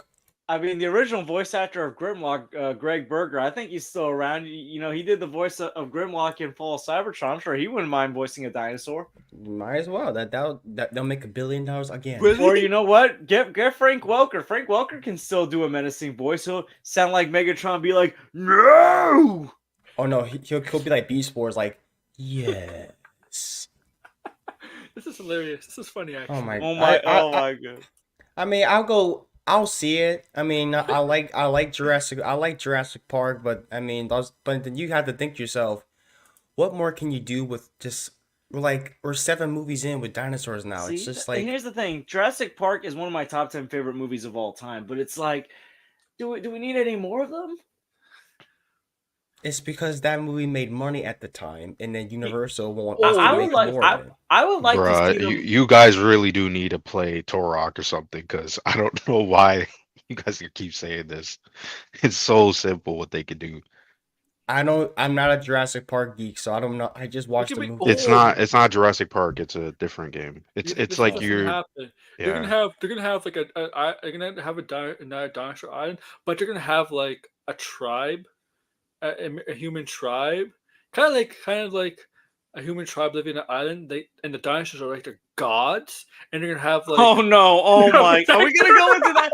Are we gonna go into that? You're gonna have a Craven. They're gonna have somebody like Craven. Or they're gonna have somebody like T'Challa. Protecting. Are we gonna go in that territory where or we're King gonna Kong? have people say we're gonna worship Tyranitar, the T-Rex god? I can see that. They never really. Oh my! Listen. Tribes. If they go into that kind of territory, then it's like would be like that or something like that. Remember when Chris Stuckman used to do that? Remember when Chris Stuckman used to do the Hilariosity reviews? You're going into Hilariosity territory right there. Yes, T-Rex was the god, and you see like the chief with the T-Rex, not like exactly a T-Rex head, but like something T-Rex related or dinosaur related. I don't know. No. Aaron, the most logical thing to do would be to have I'll laugh when it happens. The most logical thing if they make something like that, I'm gonna sue. I'm gonna take credit for that. I'll sue them. It's my idea. Here's the most logical thing to do. I'll be like Gina Carano. Have a Fast and Furious Jurassic Park crossover. Oh my god. Blinded, George and Blue Jay. What did you think of Tom Holland's announcement? My thought was Uncharted 2. I really did think it was gonna be Uncharted 2. I didn't see the announcement. What was it? He's gonna star in Romeo and Juliet. A play, not a movie. Oh, I think you can hear George. You guys can hear George? Cool. Yeah, I can hear George. You good, George? Yeah, I'm good. I'm good. I was like, oh, a play. I mean, cool. I mean, it's cool to see him Oh doing my something a little different. You see how all the people basically thought that because he was doing golf and saying 4, he was gonna make a Spider-Man 4 announcement? Oh my God, that is reaching. I didn't even see that. I Yo, I was like, he's probably either doing something golf. Maybe I was gonna. I had another idea. Maybe he was gonna do a Happy Gilmore remake. Oh my gosh. Oh my goodness, Tom Holland as Happy Gilmore. That would be cringe. I'm gonna be right back, guys. Something just happened to my sound. Okay. All right. We don't know the logical thing to do. Just have Jurassic Park crossover with Fast and Furious. I mean, at this point, these movies have become so stupid at this point. So I mean, might here's as the well thing. just go all out. Yeah, just like they're both Universal. It's like the most logical thing, and like have Vin Diesel riding on top of a T-Rex. That would make money. I mean, I don't care. And be like, the dinosaurs are family. We can't extinct them, Dr. Malcolm. That'll you know what? That'll make Avengers Kang Dynasty shift release dates. Oh my goodness. I No, went there. King Dynasty is coming out in 2026, I think. Or whatever Marvel film comes out. I'm just being funny. At this point, like, I don't even know what's happening with these blockbusters. Well, I'll tell you this. I don't know what's happening with these blockbusters. I recently went and saw freaking Argyle yesterday. Oh, how was it? It's It's I not have- good. it's not good. I mean, It's- to be fair, Matthew Vaughn was talking about Marvel and DC instead of his own movie. well, that movie was so. I mean, it's fun, but it is way too fucking long. It is 2 hours and 20 minutes. Things everything like action. The action was good, but they drag so long. And then that movie, this movie has like 5 climaxes, 8 twists, so many twists. It tries so hard to catch you off guard. I'm just watching. I'm like, what am I even watching anymore? And then there's a post-credit scene that just makes me go speechless. I'm like, really? You're doing this now? So yeah, I like Matthew Vaughn, but man, I think All his movies recently have just been mid. I like Kingsman. I like Kingsman 1 and 2. I'm not the Kingsman 1 is like 10 years old now. Yeah. I'm talking about the Oh other my- movies. But it's he's like, made that's what I after. mean. Like, a lot of his best movies are like over 10 years old, like Kick-Ass, Yeah. X-Men First Class. Like, here's the thing that I noticed about Matthew Vaughn. He suffers from J.J. Abrams syndrome, where he has these very good starts, and then what comes out afterwards never turns out all that great. I mean, yeah, we can say, well, X-Men Days of Future Past was great, but he didn't direct that movie. Yeah, he didn't. All the other stuff that he directed afterwards, like Kingsman 2, Kick-Ass 2, never really lived up to the hype. Kingsman 2, man, is so bad. Holy. I like Kingsman 2, but the prequel, the prequel was just very Kingsman, yeah. Yeah, that movie was just it's a little dull, but it has a lot of what the fuck moments. That's why I couldn't watch Argyle. I'm just like, no. And the fact that spoilers, can I say the spoilers for that movie? I Might as well. It ties into Kingsman at the ending. That's what I was. Oh my god, dude. Yeah. So that's a hard after note. the credits at the post credit scene shows a building that says Kingsman. I'm like, even though this film is from Universal and that's a Fox film, which is crazy. And then you have this dude that I think he's supposed to be an actual younger version of Henry Cavill's character, which he barely in the movie. And like Yeah, that guy doesn't even look like Henry Cavill. I was like, are y'all teasing this stuff? I'm like, oh my god. Yeah. And then he described it as like the spy cinematic universe is gonna be like Marvel, but with spies. It's just so What? No, oh, freaking stop dumb. with the cinematic universes. Oh my goodness! Like they I, I'm really gonna I, beat this thing to the ground. I'm serious. I'm serious. That And then Tarantino movie, when that comes out, I'm done watching these movies, man. I'm sick of Hollywood. I'm just sick of Hollywood. I don't even want to talk about movies anymore. It's just so bad. It's just like what is going on with these franchises? They ran out of ideas. They depend on AI. They don't want to pay their writers. They just want to make franchises. I'm just done. I'm moving on. I'm retiring. I will no Um, longer be talking about movies anymore. I'm done. Not even the old stuff that's good. I'll talk about the old stuff, but that would be on Twitter, like if I watch it. But Because I'm retiring. there's still a lot of great old movies out there, and I'm going back to 1940 with that one. There'll be occasionally there will be good movies, but there will be far and few between. So I'm just sick of complaining. I'm sick of complaining. And I we'll hope be video there. games don't turn out the same because Xbox, what's going on at Xbox? Oh man, I heard and I was like, huh. But that was just I wasn't like I'm not a console war person. I'm just like, huh. All I know is this is terrible news. It has nothing really to do with console wars. It's the fact that now PlayStation has no competition. PlayStation will just screw us over until the end of time because Nintendo themselves, even though I like Nintendo will never compete with PlayStation. So it's just an absolute mess what's going on. And the fact that they're waiting, they're just sitting on their I don't know, they're sitting on their hands waiting to drop this news, even though they acknowledge that yes, it is true. This is just this is a mess. This is an absolute mess. Like I'm sorry. You're talking about Xbox and PlayStation? I'm sorry. For some reason, my sound right now, and I just checked. yeah. Somehow my volume got lower on the headset, the headset controls. I'm like, I didn't make the volume lower. I didn't. I think I accidentally Hit must have the rubbed it or something, hit something on right. the right. And I'm like, and I've been playing for 5 minutes. I'm like, then I just make sure the volume. I did play for 5 minutes, and I made sure. That, oh, you know what? Maybe I accidentally let the volume go down, and I made it go up. I'm like, oh my god, and it worked again. I'm like, that's it. At 5 minutes playing around, and all I had to do was that on the Oof. on the headset controls. That pisses me off. Oh, speaking of video games, I finally got past the Wind Temple in Tears of the Kingdom. Oh, the Wind Temple. Oh yeah, the birds. Yeah, that was the first temple that I did. I got past it pretty well.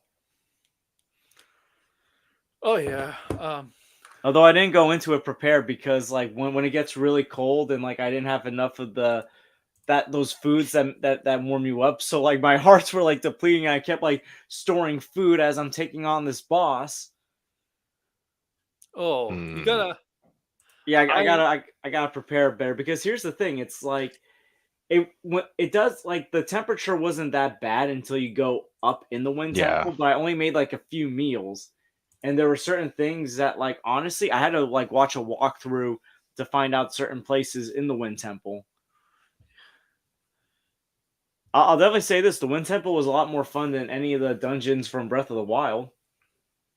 You know what's Hey, funny? how many dungeons have you done so far? I've only done that dungeon. Oh, okay. You know, I don't want to ruin it for you, but that's the best temple. Oh man, so I'm already done with the best. Yeah, all Yeah, the everything temples- ones are kind of boring. Let me Oh, tell you the worst man. temple. The worst temple. I hate the mountain temple. The fire one? Yeah, the fire temple. I Oh, hate I that might- temple too. I'm That one thinking, sucks. I'm thinking of doing that one next. don't.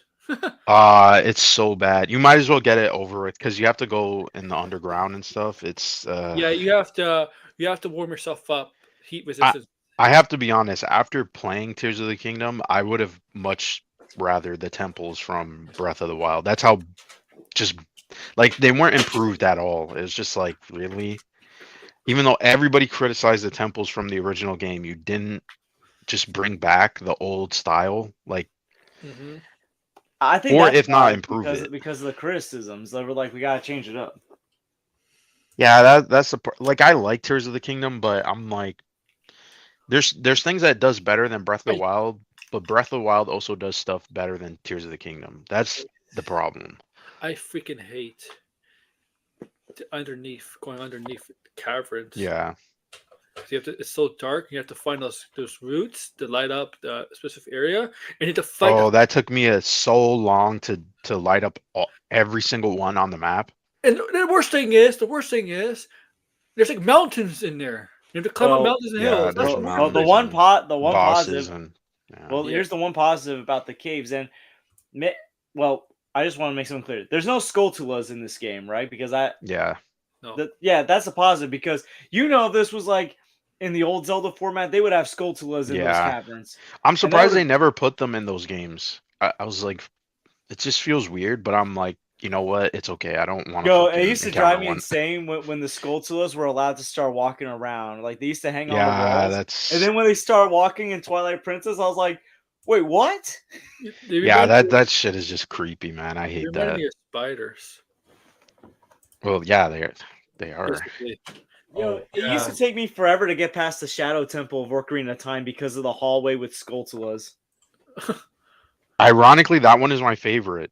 I love the temple, but like, yeah, the hallway of Skulltulas used to freak me the hell out. It's probably just because of the boss. The boss is pretty fun. The Bongo Boingo, or whatever his name is. He's got to hit the drums and stuff. That So one's what's your pretty next? fun. What's your next game to play? Okay, Blinded. Not Suicide Squad, George. I mean, I It's not plan a on bad playing game, that but one. the story is not that great. I got the game. I actually, I liked it. oh man, I don't even understand. At the like, I'll be completely honest. I was off Twitter because of because of people talking about it because I didn't get the game yet because I wanted to play it for myself. I'm not- I thought it was a lot of fun. I mean, I can kind of get. I mean, I don't like it being a live service game though because there's no Well- reason to be. There's no reason to be like Avengers. This- Tony, our friend Tony Blind did an article where on Gambling Geek, the one you missed. Maybe they caught it later. He found an article that all the major video game studios, at least 95% of them, are planning to go live service. yeah, I saw that. It's a joke. It's I- not gonna work. It's Which really I not don't- gonna work. See, I don't like it being a live service. Well, I'm playing the game fine. I have no issues playing it. I mean, like when I first saw that they were gonna have the Joker being playable and they're gonna have a battle pass. Whenever a game that is not Fortnite that has a battle pass, it doesn't work because nobody's gonna buy it.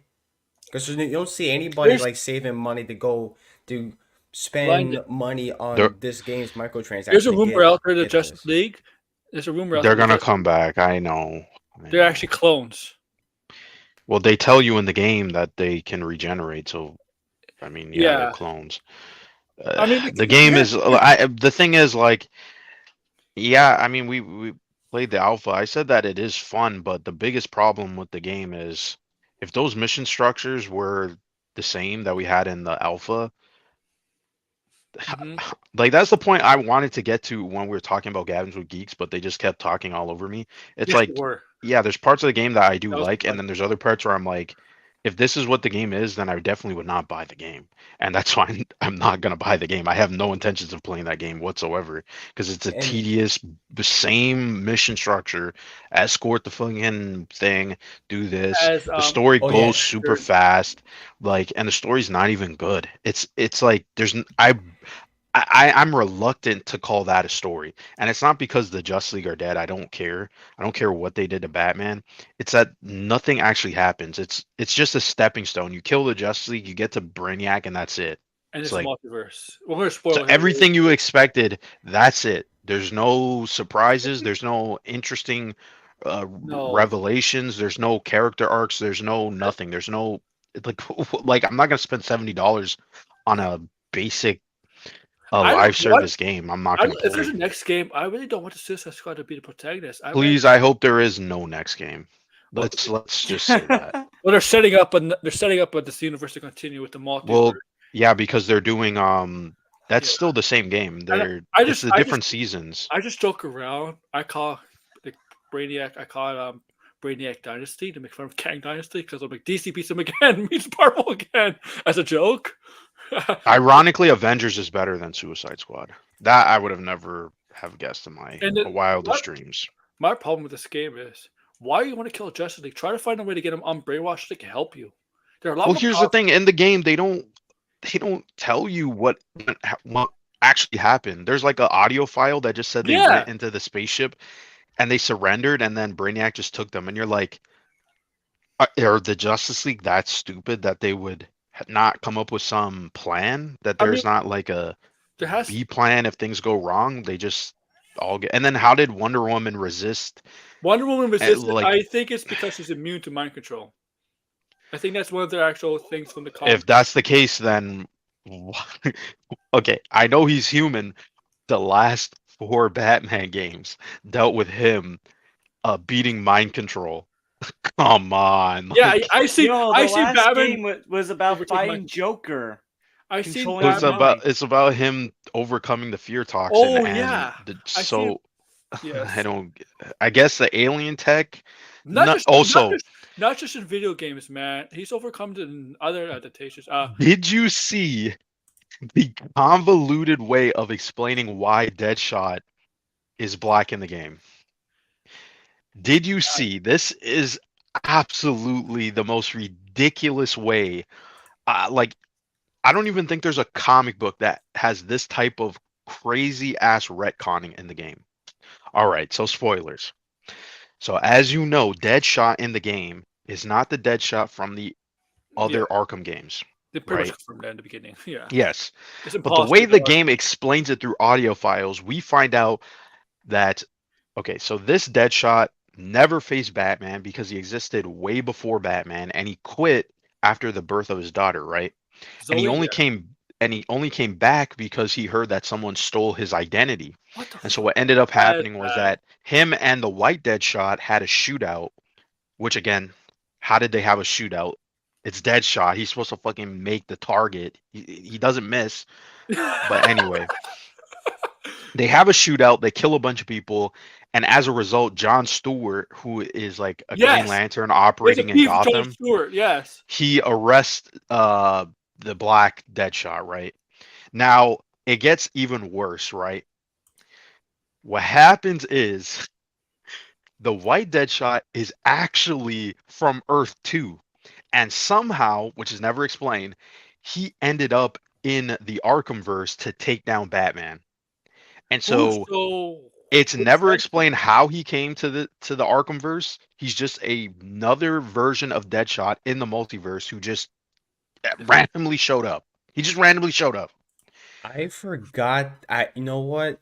I forgot that there was a Deadshot in the previous games. I'm just Arkham Origins. Well, to be fair, he's barely in the other games, but you know, you have like one mission in Arkham City, and he's in. I never really.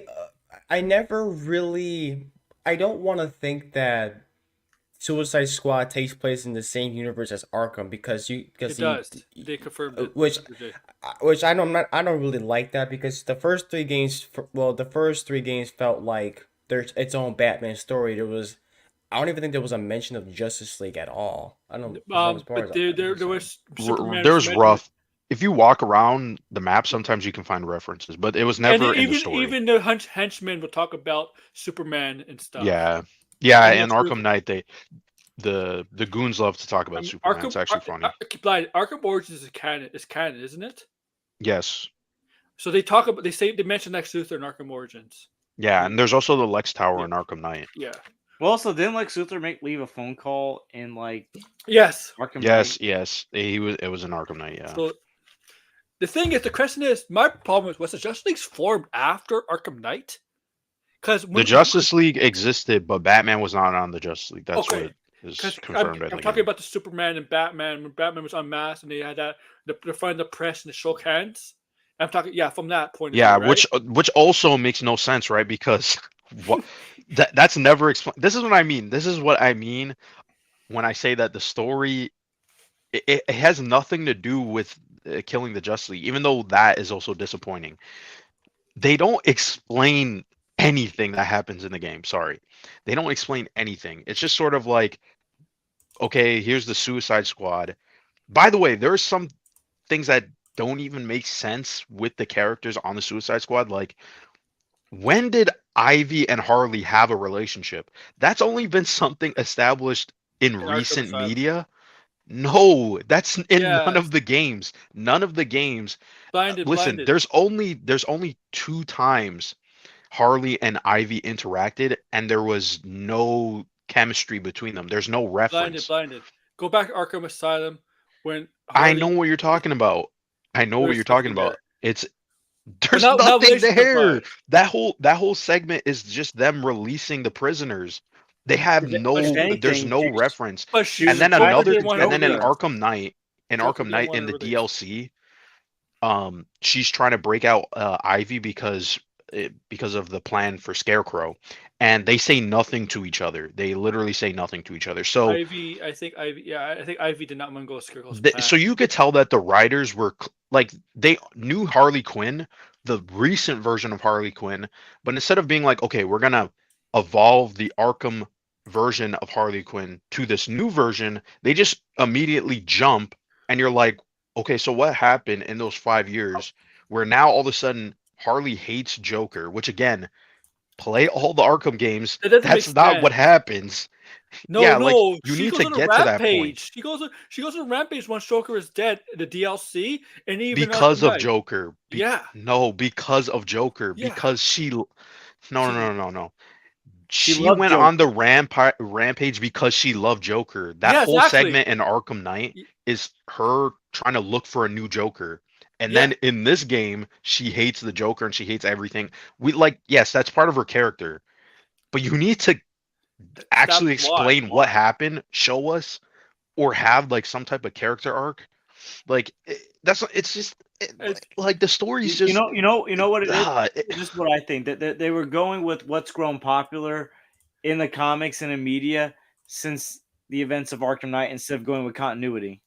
It's like the writers had no clue what happened in the last game. They're just like forget. They wanted to go all what of was that. most popular. Captain Boomerang. Yeah. This Captain Boomerang was better than the movie Suicide Squad for Captain Boomerang. That's not saying much. I don't really agree with that. Well, this was Captain Boomerang. It's not about the Boomerang Captain yet. Boomerang. You know it's bad when the first Suicide Squad is actually better story than this game. That's how bad the story is. Nothing makes sense. The characters act completely out of order. Why does Boomerang have such a massive hatred for the Flash? Like, there's been no version of Boomerang who's literally is like foaming at the mouth to kill the Flash. Like, that was absolutely insane. And then he pisses on his corpse. I get that they're villains, but they don't explain any of their motivation. You don't understand any of their perspective, right? And remember, this has nothing to do with that Arkham animated movie. So if you watch that movie, you would be completely confused because the characters who also show up here are not the same version. I'm telling you, like the story's not even done. The story's incomplete. You have to wait until the 6th season to find the ending, and I'm sure they're gonna bring back the Justice League, the 6th season. So yes, at the ending of the year, that's when the story's complete. We don't know if they'll continue afterward. When's the next season coming out? The first season is next month with Joker. So that one, I'm gonna tell you one thing. I think that Joker gives me Jared Leto vibes for some reason. It just every single thing about this game, it was like, you could have done better. You had something here. You had something. The boss fights. What happened? That's all I'm like. I just, just absolutely disappointing. That's what I'm saying. How did Avengers have a complete story? How? The writing was on the wall when this game got delayed so many times. I'm not surprised. stuff don't have complete stories, man. Now with the games these days, because they want money, man. Oh my Don't you goodness! pay for money. If the You guys story remember is Superman good and at the ending, 64? then I'll play it. But You know what's still the most broken superhero game? Superman N64. Well, that's like the worst comic book game of all time. one of the We know worst games Superman's of all flying through time. rings. Worst games. That's. I don't think they like that. I mean, the thing is, I don't remember. That if that game came out now, they need to do a Superman game. They really do need a I Superman. hope. At this rate, I don't even trust Warner Brothers with their games. But Superman cannot be. The thing is, Superman, it cannot be if it's like open world, you can't have him face robbers, like bank thieves, or like like Yeah, Spider-Man and Batman. You cannot have him face those. You can't have him face those kind They of. should do like a dudes. Superman movie where it's like what's that character's name? He's trying to turn Warworld. Yeah. Something like that. So then I get Oh, blinded, guys. So it's like Josh Brolin heard Thanos is coming back, and mommy is supposed to be like, why? Why? uh Oh my gosh! multiverse, I guess. Oh, multiverse.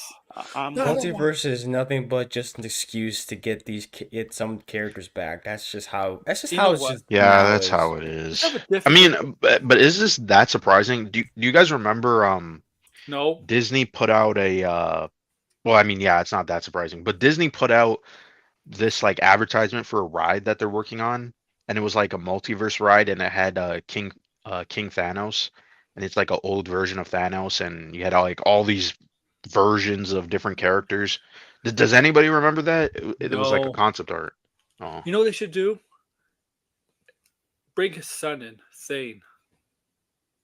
I guess. I don't know. Have him be more like against the event, against whoever the heroes are, and against Thanos. He's in the middle because in the comics he hates his father. Mm. He's not as that right. I don't know. Like I really don't think. I think it's time to end with the Thanos stuff. We saw him kind of in the multiverse. In Doctor Strange 2. Dead. He's Yeah. dead. I mean, did you guys see the Daredevil pictures? Now that Yeah. at least was yeah, pretty that looks cool. good. Yeah, but look at the Kevin Feige hat here. This is not, guys. I'll let you all know. This is Oh. actually a fan-made logo. That they stole and didn't give the person credit. Yeah, 'Cause that's what they were saying. yeah. I mean, It looks good. Actually, it looks good. should be the logo. Yeah. Mm-hmm. And oh yeah. Before I really do announce an ending to the stream, we're gonna go for a couple more minutes. We're gonna go for like 10 to 15 more minutes. We're ending about 9 o'clock Eastern time. It's fine. I think. Mm. Okay. Sunday I'm doing. If I'm able to, I'm doing a Super Bowl trailer thing. Because Deadpool, Planet of the Apes, and a bunch of other stuff. They said Wicked is not being shown. They're showing a teaser, but I don't care about Wicked really. The trailer. I care more about Deadpool, Planet of the Apes, whatever else is being shown. I'm actually curious for the Wicked one. Yeah, they're not really. They're not showing. They said they're not showing a trailer. They're showing like a teaser. Ah. Yeah. But that'll be Sunday. I just need to know the times of those trailers because Doctor Strange, the kind of Doctor Strange, they showed it actually before the game. Oh, for the Super Bowl? Yeah, that'll be Sunday. Tomorrow on my Dissect channel. I mean, yeah, it is. They made it and then they just took it. Yeah. It's identical, regardless if they own the copyright or not. But I'm sure that's their reasoning for stealing it. I'm kind of curious about Deadpool 3. I'm excited though, but I feel like they just wrapped filming like last month, and I'm a little concerned now. For which movie? Deadpool 3. Because it's coming out in July, and then they resumed production like after the strike happened. I was like, they could have just. They should have waited, but they're desperate. That's why. That's why I have no faith in this movie. It's like I don't even want to talk about that. That's a whole nother thing. And tomorrow on my other channel, Dissect. I'm excited for the Planet of the Apes trailer. Oh God, Wolverine. Wolverine. What about Wolverine? Wolverine 4. Yeah, definitely. So Eric July had to make a video on Gina Carano. Of course he did. Oh no, what's he up to this I'm not time? going to talk about. I'm not going to talk about the Wonder Man news. That's really really bad. Oh, that was tragic. Yeah, That was very sad. I heard. I mean, I hope that rest in peace for the guy's family. If it's a guy, and I don't know if it's specific as a male or female worker, but it could lead to apparently there's another depending on labor, how he died. there's another labor Dispute. dispute with the ISATE, I think it is. Yeah. That deals with more of the production side of things, like setting up cameras, lights, all that kind of stuff, right? I think that's what it is. Degrassi, correct me if I'm wrong. And that could be, and this definitely doesn't help because this is for safety reasons, obviously. But yeah, I'm not going to talk about that. I don't think it's like, cause I don't know what else to say. We need more detail. We really don't know what but tomorrow I'm going to talk about John Camp. Yeah, we're going to go over how we're going to have fun tomorrow. We're going to go over his take on Madame Reb embargo. Because the Madame Reb embargo, guess what? Guess what day is being unleashed? I think you saw the day before the movie comes out. Pretty much, yeah. Pretty much. Not good. So we're gonna go over that. We're gonna go over John Campia's look at Daredevil, the first look at Daredevil's new costume, and see what his take. The Madame Reb, we're gonna take a look at. Take a look at Grace after she did a stream today. And I'm curious to see, she did a stream. We're gonna talk about her thoughts on Deadpool and the Jurassic Park news, and we might take a look also if John Campia is going to talk about Gina Carano tomorrow. So 5 things tomorrow. So it's might be a long ass stream. But you should have been there for you guys should have been there for my Eric July and ass stream, man. They couldn't say anything why the James Gunn DC. They couldn't give up good reasons why the DC slate was going to flop. You know what Ass said? So the Superman, I don't know. I think you're listening for a bit. I don't know if you listened to the whole stream, but I know Degrassi was. But right. So the Superman Legacy's budget $200 million. Plus, obviously, their guys are going to obviously put more money in marketing. But Ass said, if this film makes $700 million, that's just breaking even. And I'm like, $700 million is not breaking even from a $250 million movie. That's more than breaking even. 200? Yeah, 200 budget, 250 million budget movie. Was 700 million? That's not breaking. That's not breaking. Someone would have to do the math on that. I mean, that if you do, so 400 is everything together. Mm-hmm. So, but if it's like 250, if it's 200, I mean, you don't really want to make you really don't want to make 700 million on a $200 million movie. You probably want to make a lot more. It's actually more than Man of Steel. Check the numbers. Man of Steel had a higher For budget. what? For what movie you're talking about? Man of Steel, it would be more than Man of Steel. Man of Steel had a $225 million budget. Right. And it made 600 something million. Yeah, I know. Oh, by the way, that movie also too got money back because of there's a lot of product placement and stuff like that.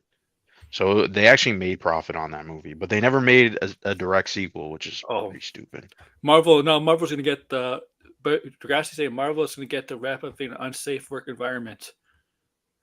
No, I'm surprised they're not already. It's taking this long. I mean, serious though. Oh, and he also said, the Authority is going to flop because there's 2 characters in there. He also said, the Authority is going to, no, okay, they both said, Eric July and Ash said, the Authority is going to flop because there's 2 gay characters in the Authority. Basically. That's pretty dumb. It's probably going to be rated R though.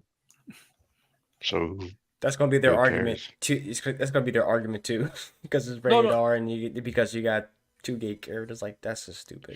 That's so stupid. It's, by the way, those are 2 original gay characters. So right, you don't know what they're talking about, and nobody's heard of Authority. But yeah, James and Eric July, I'll give him credit. He did bring up the idea that James Gunn did do a good job of bringing up obscure characters. So why can't he do it with Authority? Oh, it's because there's two gay characters. It won't work that way. Yeah, notice how that shift. Yeah, That's pretty dumb though. Like, they're what? homophobic, Like, man. Also, Right. when talking about Superman Legacy, what Eric July says his reason is going to flop is because when people are going to see this movie and come out and be like shit, and it's going to be like they're going to say it's shit and not good, and I'll be like, that's your reason why it's going to flop. Give us a reason why. Give us a real reason it's going to flop. Like what? yeah, that's a terrible. It would probably more likely flop because the genre is starting to die out, not Yeah. because of all those things that they listed. But It could be a good movie. But if you don't give a reason, a good reason why something's going to flop, it makes you look dumb. Also, they're kind of stupid too because the good movies can flop. Good. Yeah. Listen, I just brought up 2 examples of 2 movies that were bad that made $1 billion worldwide before. Good movies can flop. A lot of Oscar nominated movies, award movies, don't make a lot of money.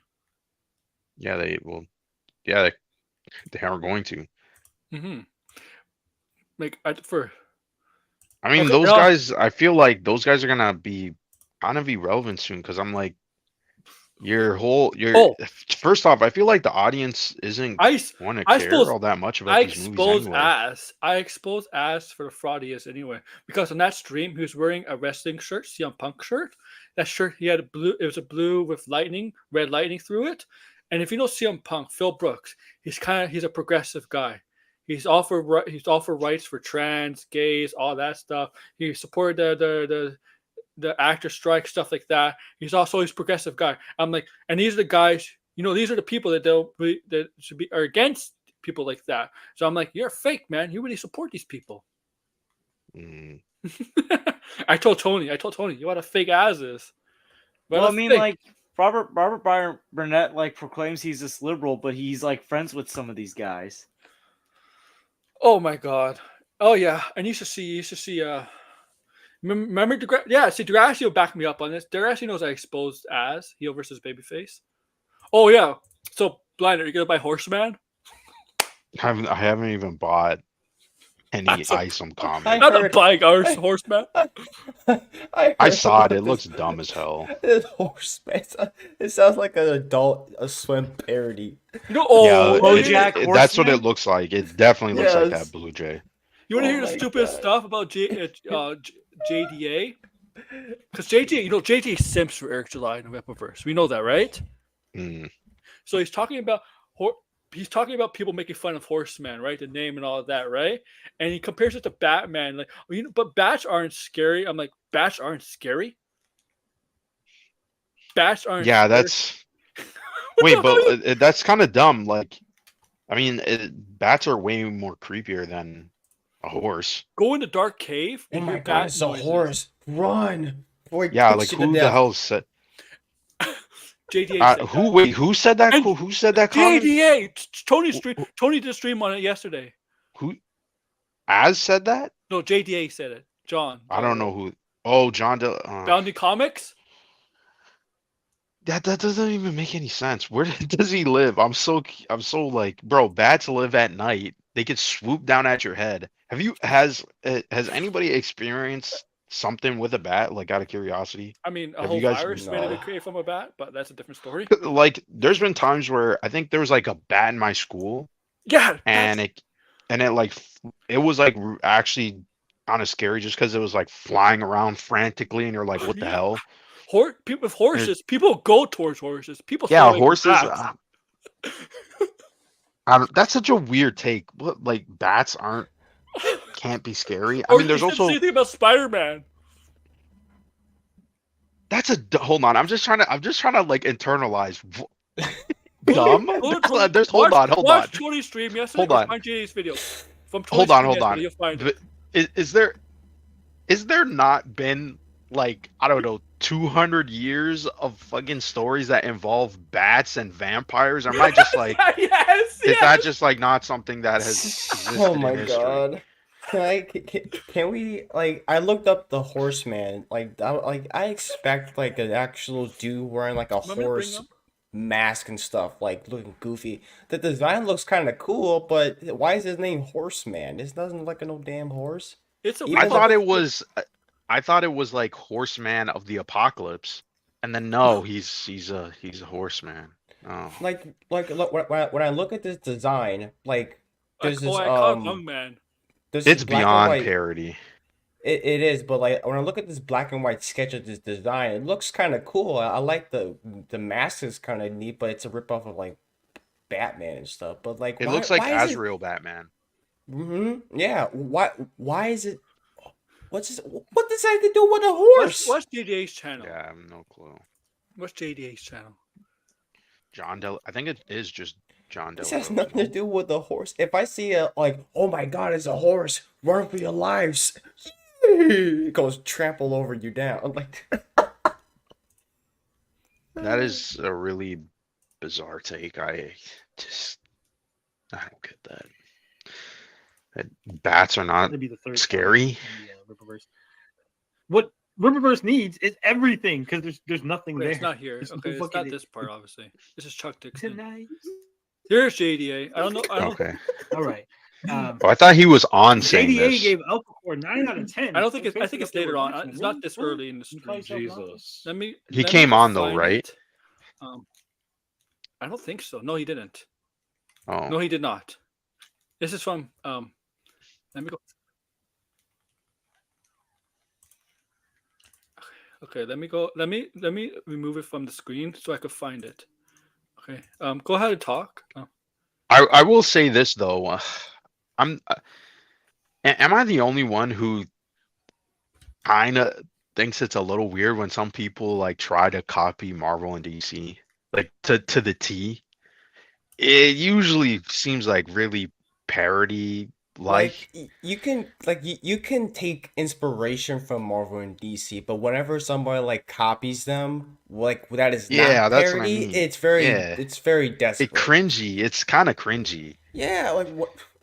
I'm like, if it's not parody, you can get away with that. But if you're just like, I don't know, There are cool superhero stories outside of Marvel and DC, but they usually like look at Invincible, right? Invincible is not like Marvel and DC at all. There's like a Nope. subversion to it. Okay. There's like a twist to the superhero story. I'm gonna with- use. You know, John DDA. JDA. He's trying to simp to write for the universe, his Rippaverse. He's trying Yeah, to I've been simp. seeing that. He's gonna. Yeah, he's a good. You know what? He's very home. You know, he stays very homey because of his views. He sure really likes kissing Eric July's ass, huh? Or sucking his cock, huh? Oh gosh. God. Get that image out of my head. Not the horse. Well, and I'm sorry. I'm sorry.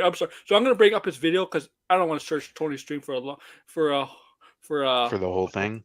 yeah. I should change my name. I should go to ChatGPT. How and just long go- was that Tony stream? Jesus. 2 hours and a half. Oh, okay. That's not Shorter that than his bad. usual streams. Okay, here we go. You made it sound like it was like 4 hours. No, this is actually he's doing another stream tonight. He says he might do We see another it stream over tonight. and over and over again. Is There's this a loud enough? cottage Let me put it louder. industry of like super chats for, of course, riling people up against Eric July on YouTube streams. At this point, there is, of course, a whole Twitter brigade of just anonymous trolls. Just The to like problem I guess, with these people think we're making fun, like we're here to shit on it. It's just a funny character. they're trying to I'm get making into it this stuff or on something AI. like that. But it doesn't help indie comics whatsoever, and it doesn't help. I mean, people, of this course, is in the not culture Technically, war my on channel this. shouldn't be doing this. This should be on my other channel, but this is too funny. This is too funny, blinding guys. Because this would be most likely would be I would do this on my other channel because it's more of a dissecting kind of thing. But since I'm on here, might as well get it over with. Side of things either.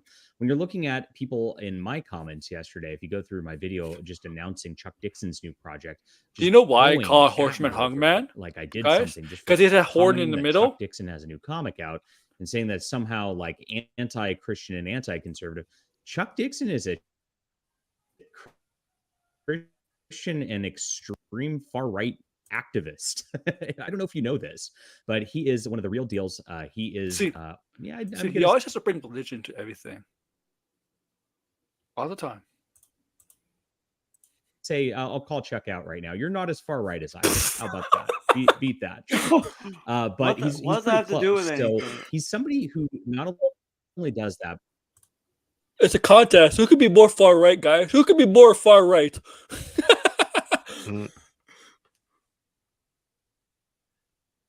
Yeah.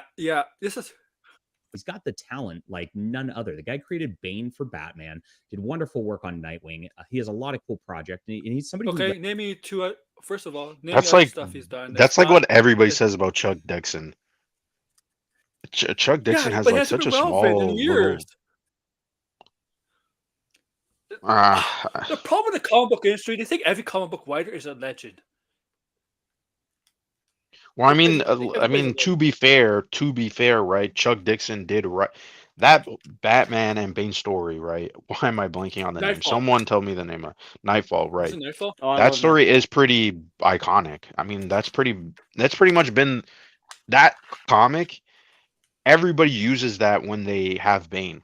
Like, just go and look at even the Arkham games. They sample from that story. So, like, it's not. Yeah, That's but why I would say that is once you as a writer get to the point where other writers are referencing your material, at that point you're pretty much like a legend, right? Like, because Mhm. everybody's just using your stuff, right? So, but I mean, Like he the- hasn't done much after all of that. It's not like he. Main Hold on, like give me a second. controversy coming out of this is about the name Horseman, and of course, what people have gone to is changed it to Horseman, Oh, you should talk about how Batman and Fear too. Like, like BoJack Horseman, and of course, trying to make that sort of a thing that matters on the internet, as if it's like, oh, this is a dumb name for a superhero.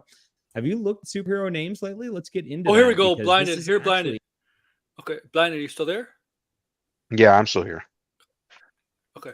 So He's have you looked at he's trying to superhero use names? the argument that superhero names are garbage. Is that what he's trying to There's a say? lot. There's a lot of superhero names that are garbage. There's all the villain names that are garbage. But the argument, the two characters he's going to use, don't support that argument. a fine name for a comic and a fine name for a comic character.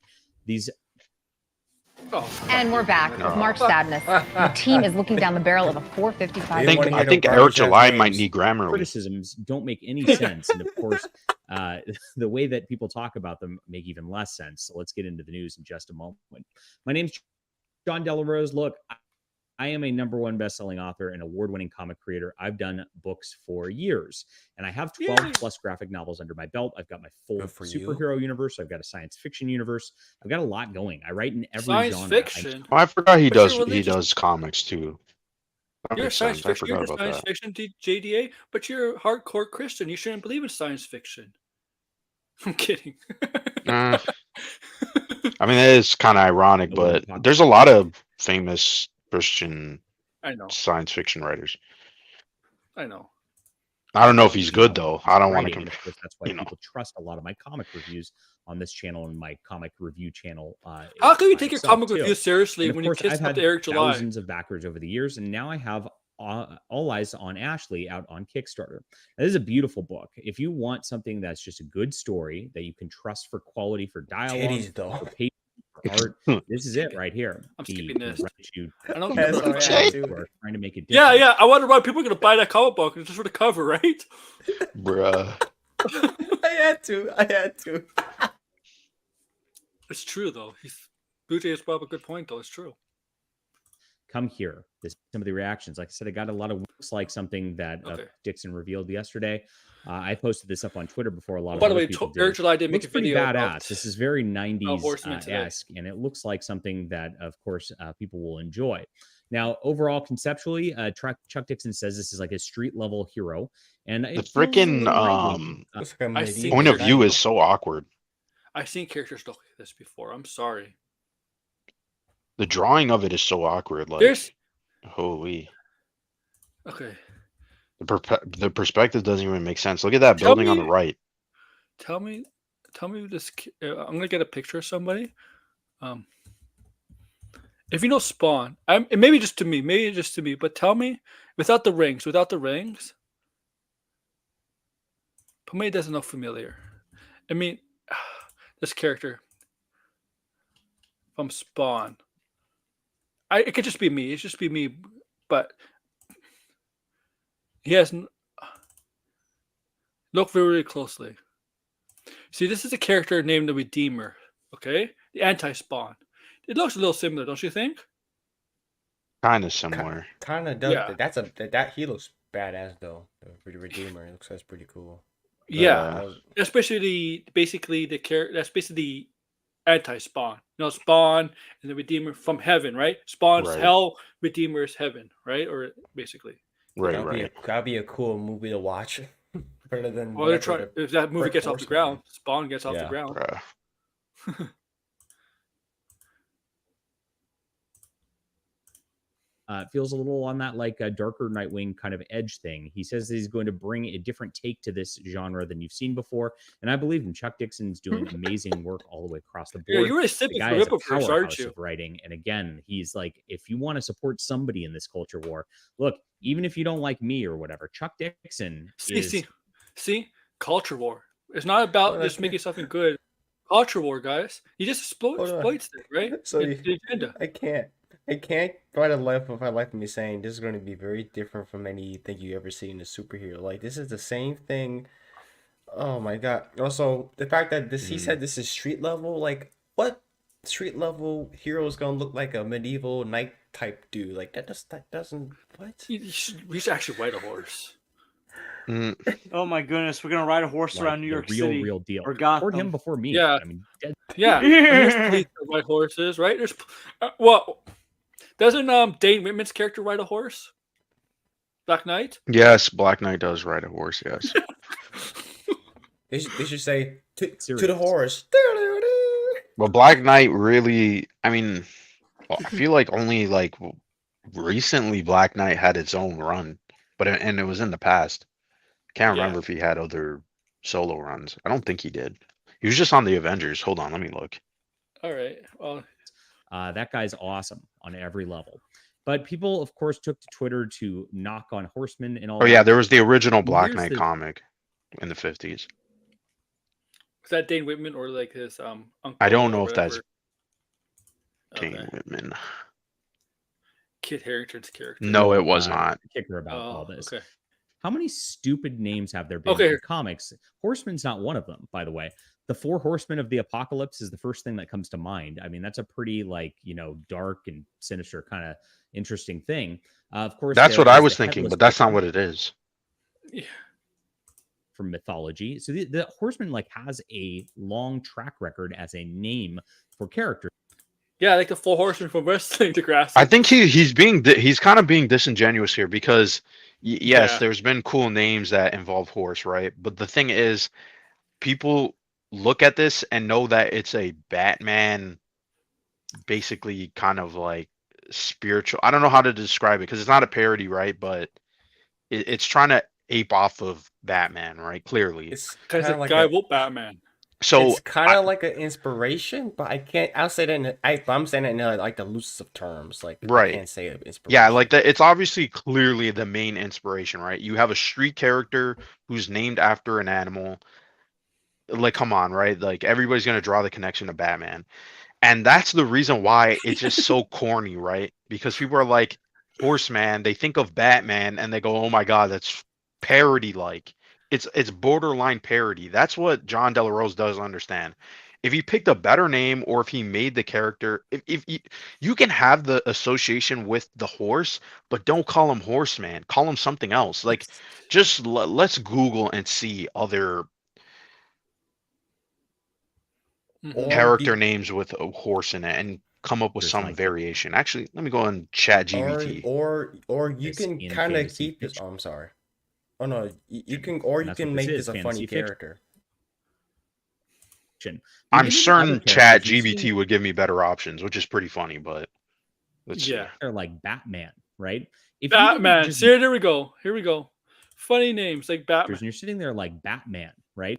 If you didn't just know the name Batman for the last 100 years and somebody came out with Batman, Oh, first mistake, JDA. Batman's not even close to 100 years. Bruh.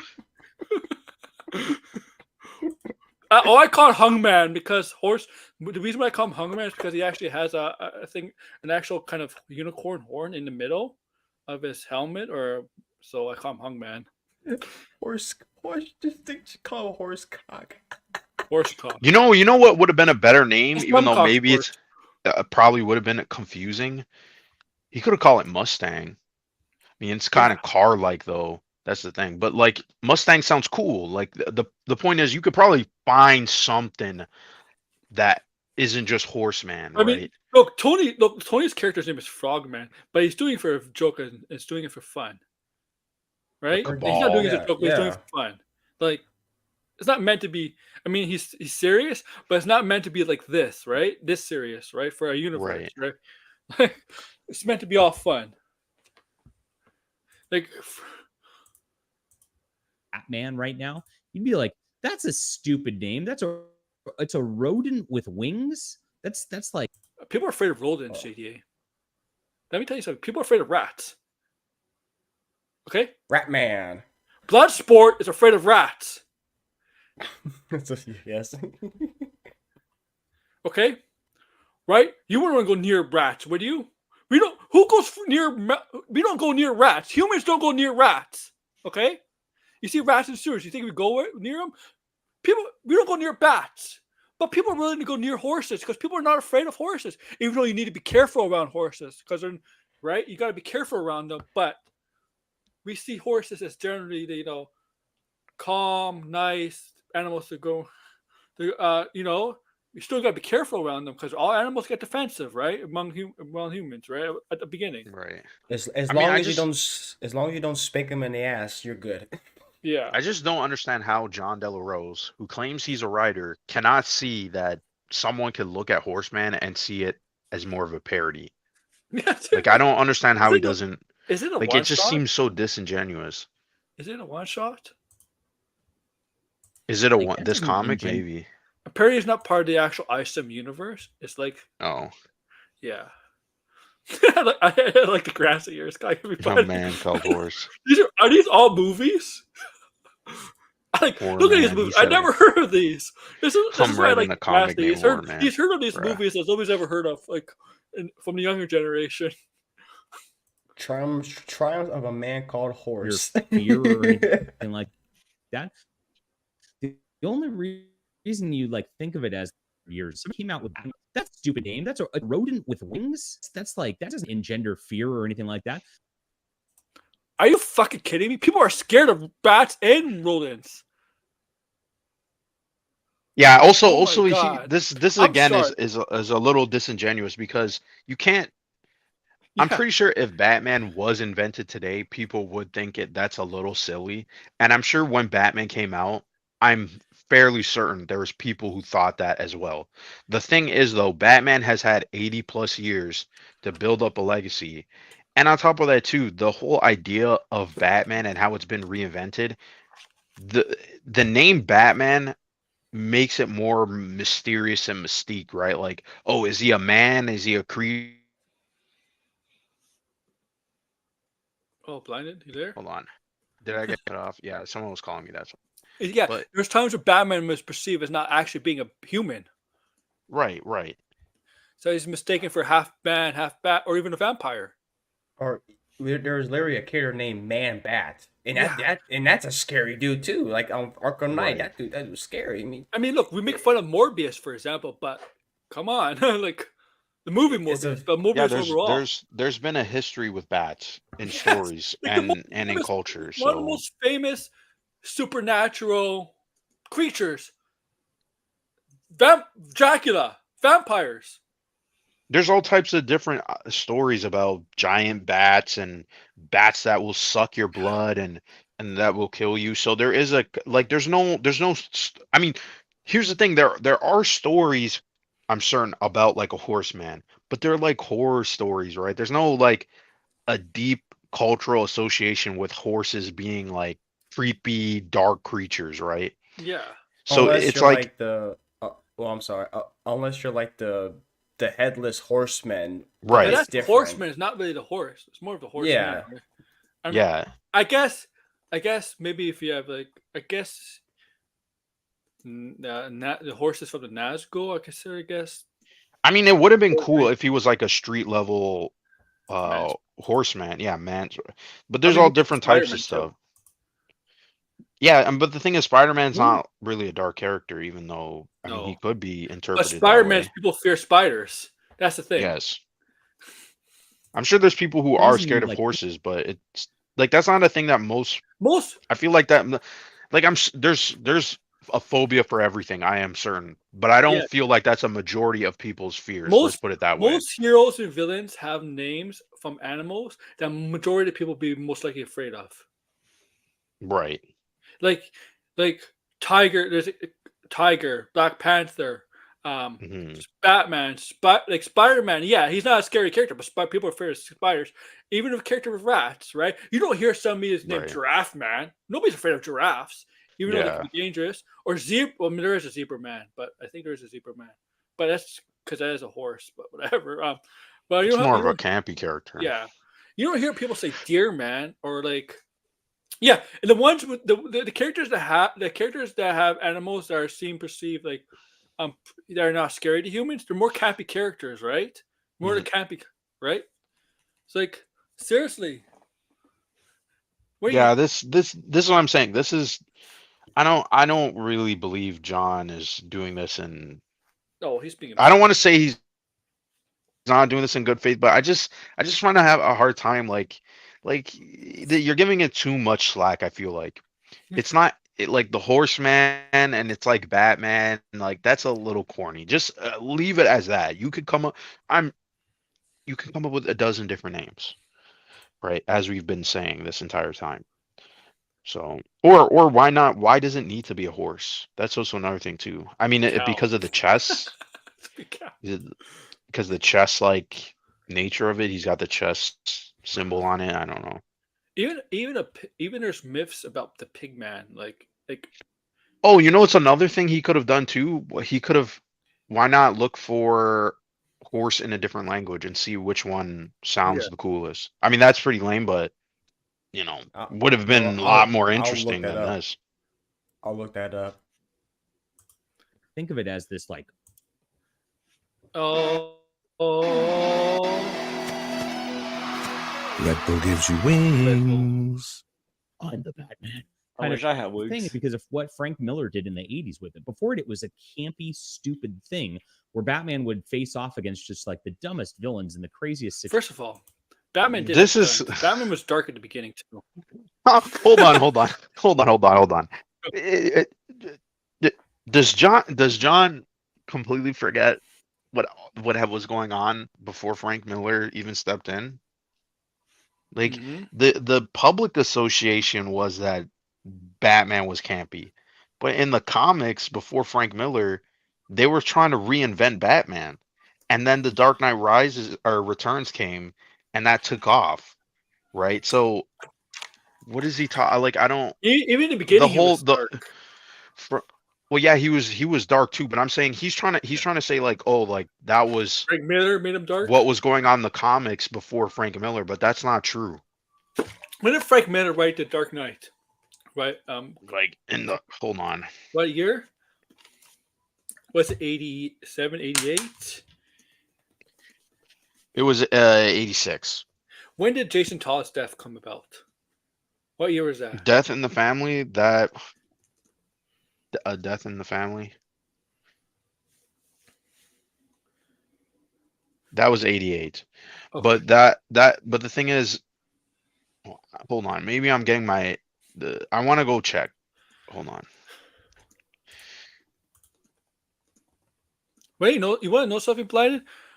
A lot of comic books in the 60s, 70s went campy because there were I forget what it's called, not the FDA, but there was a reason why, specifically why it had to become more child Yeah, friendly. because of the Comics Code Authority.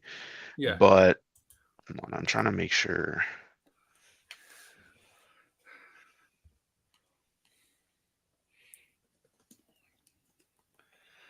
It's Because Batman in the 70s was like an in between. It was like not too dark, but It it was wasn't staying there. super campy. And I'm like, who wrote that? I'm like completely blanking on who wrote the 70s Batman run. Because I thought it was Dennis O'Neil. Degrassi probably will put it in the comments. yeah, yeah. You basically agree. Both of you agree that Batman was dark before Frank Miller. Yeah, like that's what he's saying here. It's like if you didn't read comics, you would think, yes, Batman is campy because of the TV show, but that's not what was going on in the comics at the time. So for him to say that, I feel like that's another way of excusing things. Like, oh yeah, Batman was always a campy character. It's like, still the comics uh, still darker than the movies. The movies that come out from Marvel and DC, the comics are still darker. yeah, but like the Batman that everybody knows, like that is really super dark and more grounded and more mature. Yes, that came after Frank Miller. When then it was like Frank Miller, and then Alan Moore had the Killing Joke, and then Grant Morrison And then did. Tim Burton put it on the big screen. Like the Yeah, dark- and then well, that was all at the same time. All these things, yeah. the movie and the comics, they were all happening at the same time. Yeah, exactly. Yeah. And it just so happened to just like it took off because the movie was popular, and now everybody's gonna go buy the comics, right?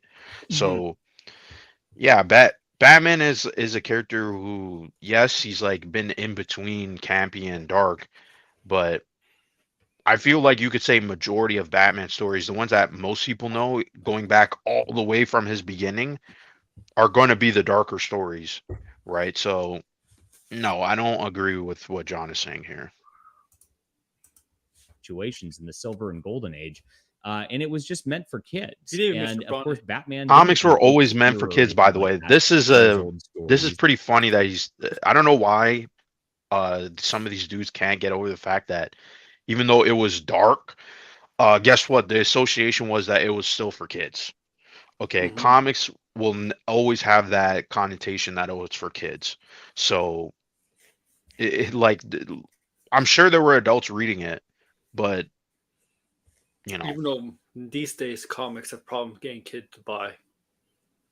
yeah, I think back then it definitely was more kids, teenagers, young adults reading it. Because the older generation probably did grow up with some comics, but you know, they kind of fell off from it, right? So you know, Yeah. I don't. When I went to the comic book store every Wednesday, it wasn't many kids there. It was mostly adults getting into Yeah, comics. now because those kids. I see adults at the comic store. Yeah, because if you think about it, the kids who were reading comics back then, they're now adults, and so they Yeah. just kept with the tradition. They never gave up on it. But some generations did give up on it, right? So This is a completely modern sort of take on it. The name doesn't evoke that either at all. The only reason, again, it sits with you psychologically is because corporate has branded it for 100 years. No, it hasn't. No, it hasn't. This is a disingenuous statement. Yes, Batman has been around for a long time. 80 years almost, 80 to 85. Yes, I get that, but here it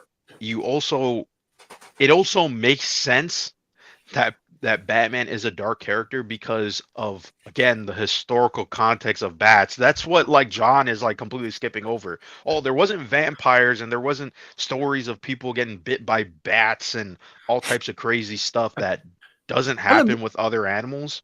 I'm gonna make a comic book of Dracula because Dracula has public name, and it's gonna be like a very light version of Dracula. It's not gonna be dark. It's gonna be light. Type in cultural significance of bats. Yeah. And see Was it what Twilight? Yeah, like Twilight. Yeah, like seriously. we get. Oh my. Look, like. I want to see this guy go in a cave. Hold on. This is what I mean. This is what I'm talking about.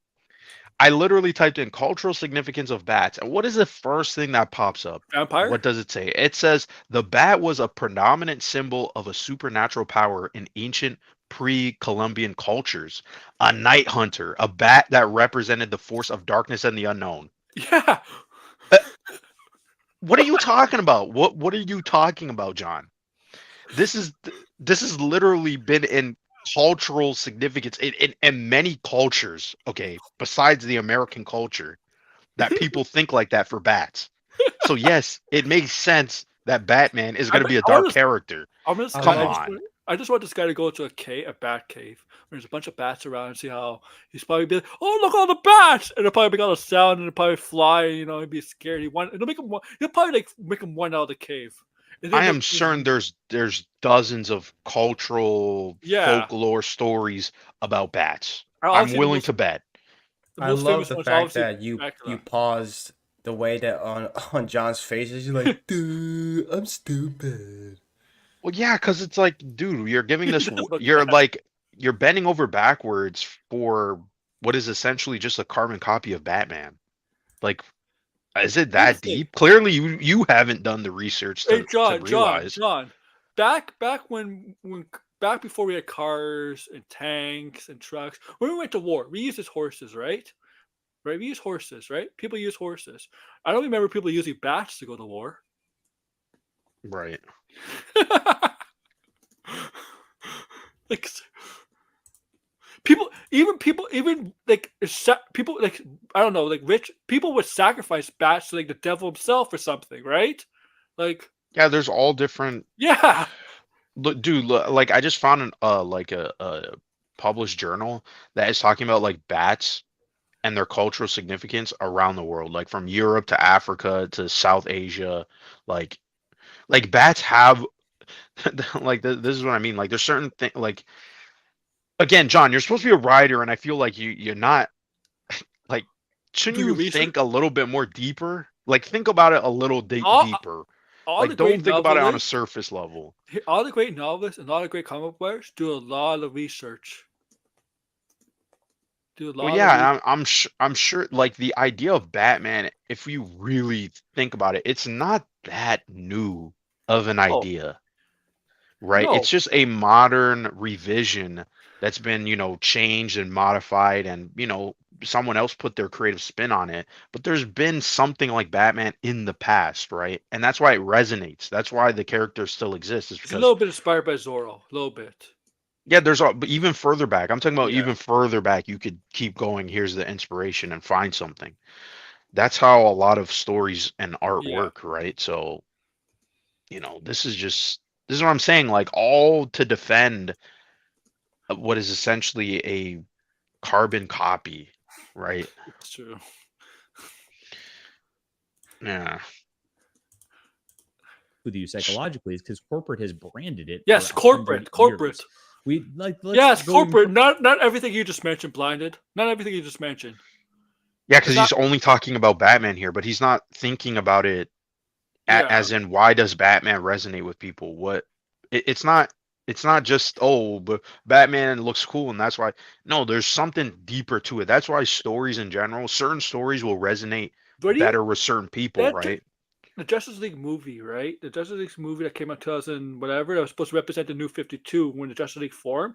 Right. Green Lantern, right? When he met Hal Jordan's Green Lantern, met Batman for the first time. He never knew Batman. He's heard of Batman, but he's never predicted Batman as a human. He actually thought Batman was like a vampire, Hmm. right? Like Batman is sometimes perceived before being revealed that he's actually human as a mythical creature at times, right? Hmm. Arkham Origins, there's no such thing as a Batman.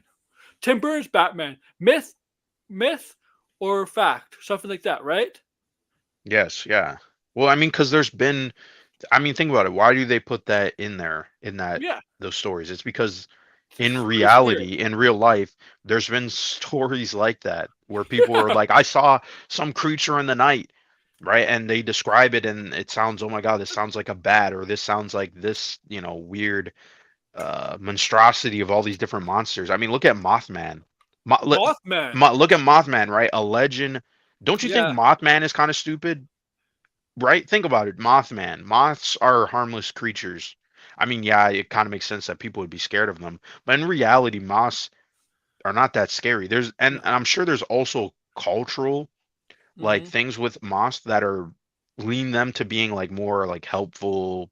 Like I think there's some like spiritual connection with moths or something like that. But anyway, right? Mothman sounds like a creature, it sounds like someone took the story of Mothman and they put it in those Batman comics, right? Oh, I saw this creature with wings and he was in the air flying. That's how they describe Batman in universe when they don't know it's Batman, right? So it's like, they're taking from reality. It's the point. Like there's stuff here that they're mining and changing and like, further into this, like Daredevil has a villain called Stiltman. Stiltman goes out there. Spider-Man has a villain called the Kangaroo, who literally You just yes. named villains. And they're campy too. There's a guy like That's a Stiltman person. is a dude who's on stilts. Like, come on. They're joke guys, villains. I'm Just joke gonna- villains. I'm gonna head out, you guys, but Take I'll, care, All right. Blue. Okay, Yeah, thank you. take care, Blue Blue Jay. Jay. Yeah, take care, Blue I'll Jay. talk. Take care, Yeah. Horseman. Horseman. Blue Jay, Into the night he goes. Horseman, do you have anything you want to promote? Oh yeah, thank you, George.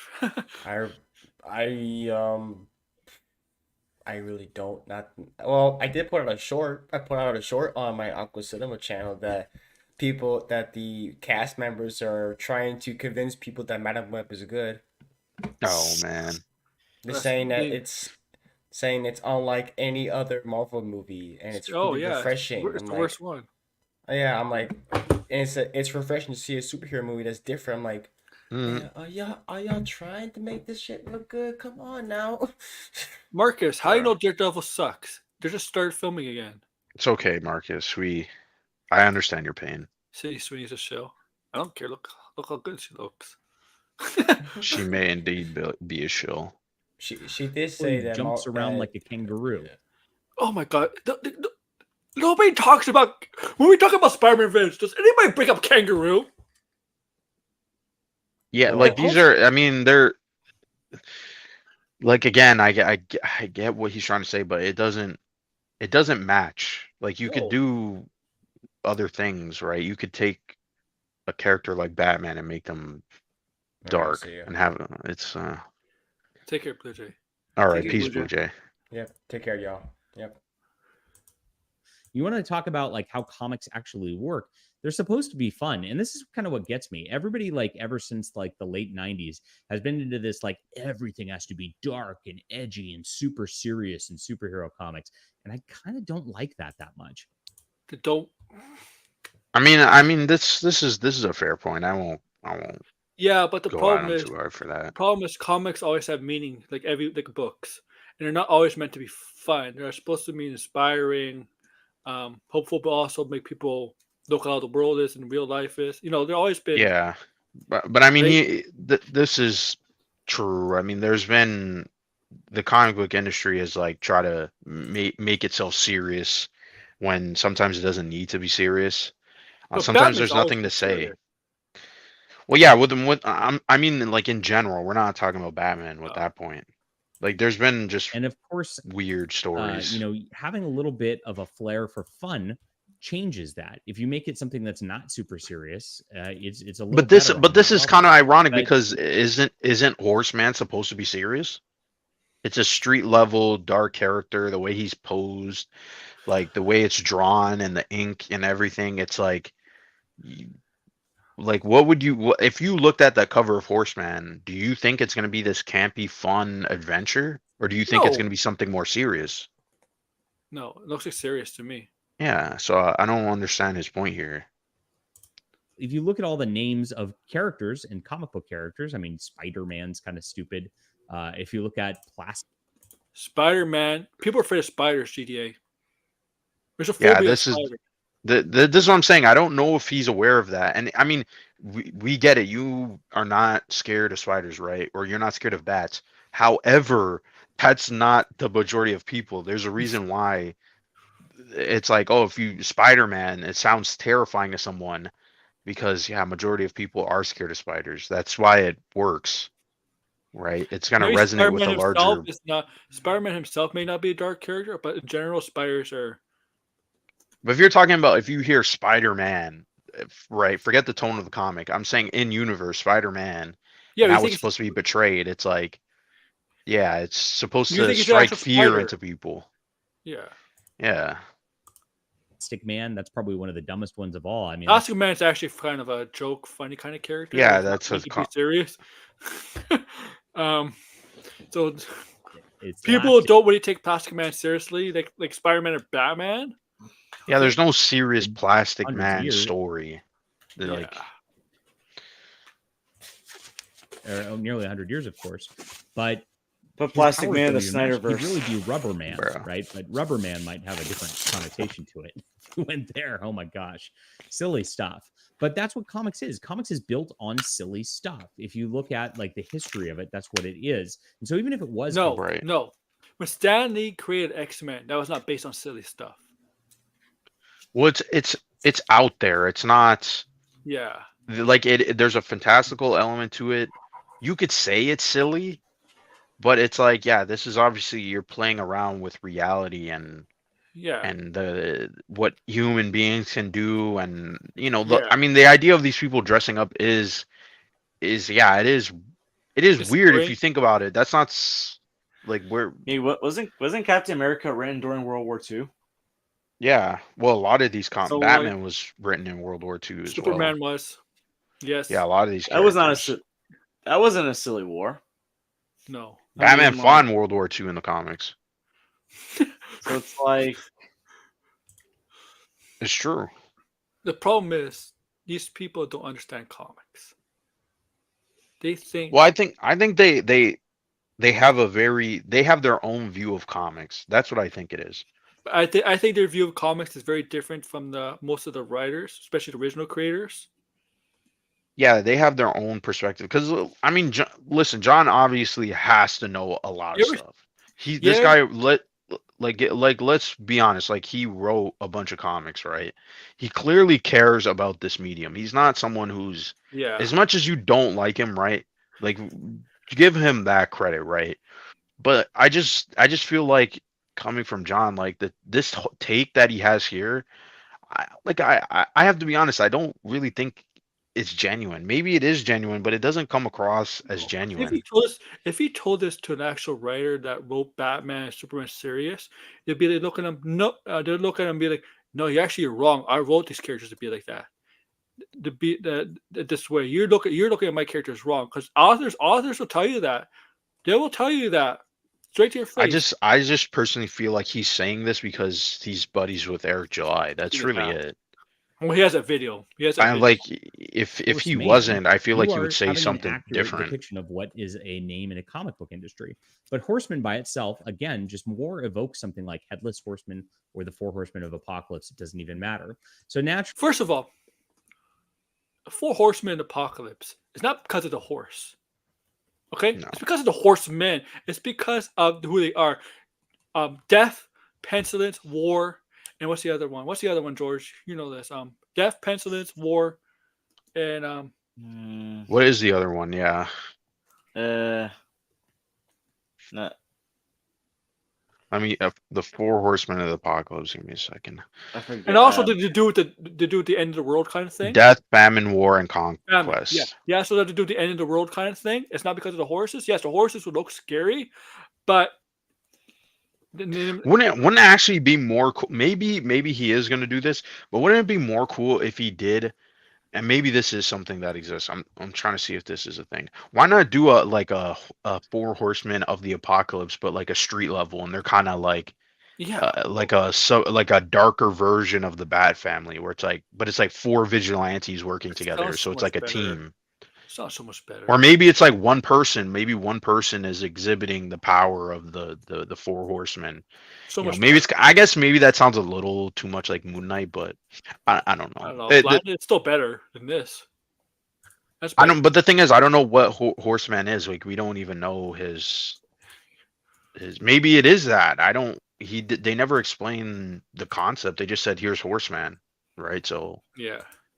Actually, I talk about this on Twitter, and they moved the goalposts, right? And of course, this is one of the haters. What's Chuck done in comics over the last 10 years that's any good? And I don't, go out of my way to be defensive over many people out there, but Chuck who's heard of that? The guy who has is general? Who comic book? Like I said, he's the real deal, both politically, as a writer. He kicks ass on every single level. If you haven't gotten his like Conan novels that he's been doing, they are the most badass thing I've read in years. They're amazing. But as far as comics goes, I've enjoyed all of these I listed right here. Hunter Ninja Bear was amazing. Hot chicks with like cheesecake covers is another one. This applies in. I think we're done here. Yeah, Okay. I don't know how we can say the connotation of horsemen and then list all these badass things, but then like go like, oh yeah, but bats have like no connotation whatsoever. That's what I'm saying. It just feels disingenuous. It's like, come on. Yeah, is he doing is Tony doing another stream today? I thought he said he might do one. I guess I'm gonna check real quick.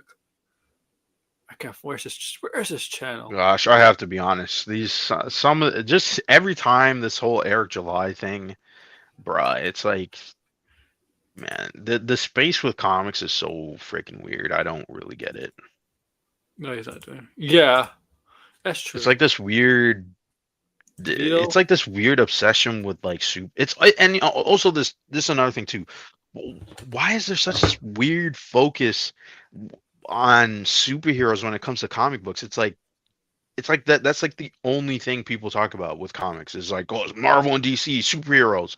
It's like there's other genres in comics, man. Like it's kind of annoying. Like it makes me just sick. It's like, bruh. Well, like I'm gonna end it here. It actually went longer than I wanted to, but it's okay. George, go ahead, promote yourself. You can find me at the George, and I didn't do any videos this weekend, but next weekend I think I'm gonna start reviewing Planet of the Apes movies with Rise of the Planet of the Apes, because there's a lot of movies to review with so many movies coming out, and I also want to review stuff that I enjoy. So yeah, I'm gonna be reviewing Rise of the Planet of the Apes in preparation for Kingdom of the Planet of the Apes. So you can go check that out if I can just link my channel. Yep, finally got it. Go ahead. Put yourself your channel. Blinded. Any video update? Yeah. So Friday I have a video. It's Are gonna you be doing about every? Are you doing videos every Friday? Yes. Okay. On I Controller might take a Chronicles? break. Okay. No, this is my personal channel. I'll get to Right. Controller Chronicles. On my personal channel, yeah, I'm gonna have a video about like gaming backlogs and how to beat your gaming backlog. So, I mean, if you have a lot of games you got to beat, then go check out that video. And for Controller Chronicle, we're gonna be recording a video about the whole Xbox. Is Xbox dead? Is Xbox, I bought Xbox. No, I'm kidding. Yeah, the whole discussion with Xbox, we're going to be making a video with a special guest. So that's going to be tomorrow. We're gonna record it and then we're going to release it probably Friday as well, maybe Thursday. I have to work on the thumbnail, so we'll see. But yeah, that's what I have coming up, and also go check out my Twitter. All right. For me, guys, I said this 2 times already at the beginning, in the middle of this, also in the middle of the stream. Sunday, Super Bowl trailer stream. If it happens, it's not officially. I mean, I'm saying it up one by one, not one by one. I'm saying it up, but it may not happen. It depends on plans change because it's Super Bowl. You never know. You never know if you get invited or you invite people over. But if nothing happens, I'll go with the stream. And tomorrow, I'm being on the Dissect channel. I'll be talking about the Madam Web stuff from John Campea, the Daredevil's costume, Campea's view. I haven't watched those trimmed out segments. We're gonna go over Grace Randolph too tomorrow, and I'm hoping one of them covers Gina Carano, and we'll go over that and see what they have to say. Make sure to like, share, subscribe, and comment below, guys. Thank you, and have a good Sunday. Not Sunday. Good Tuesday. It's Tuesday today, right? Yeah, Tuesday. It's weird because I woke up 2 days in a row like 11:30 a.m. Take care, bye, guys. Peace.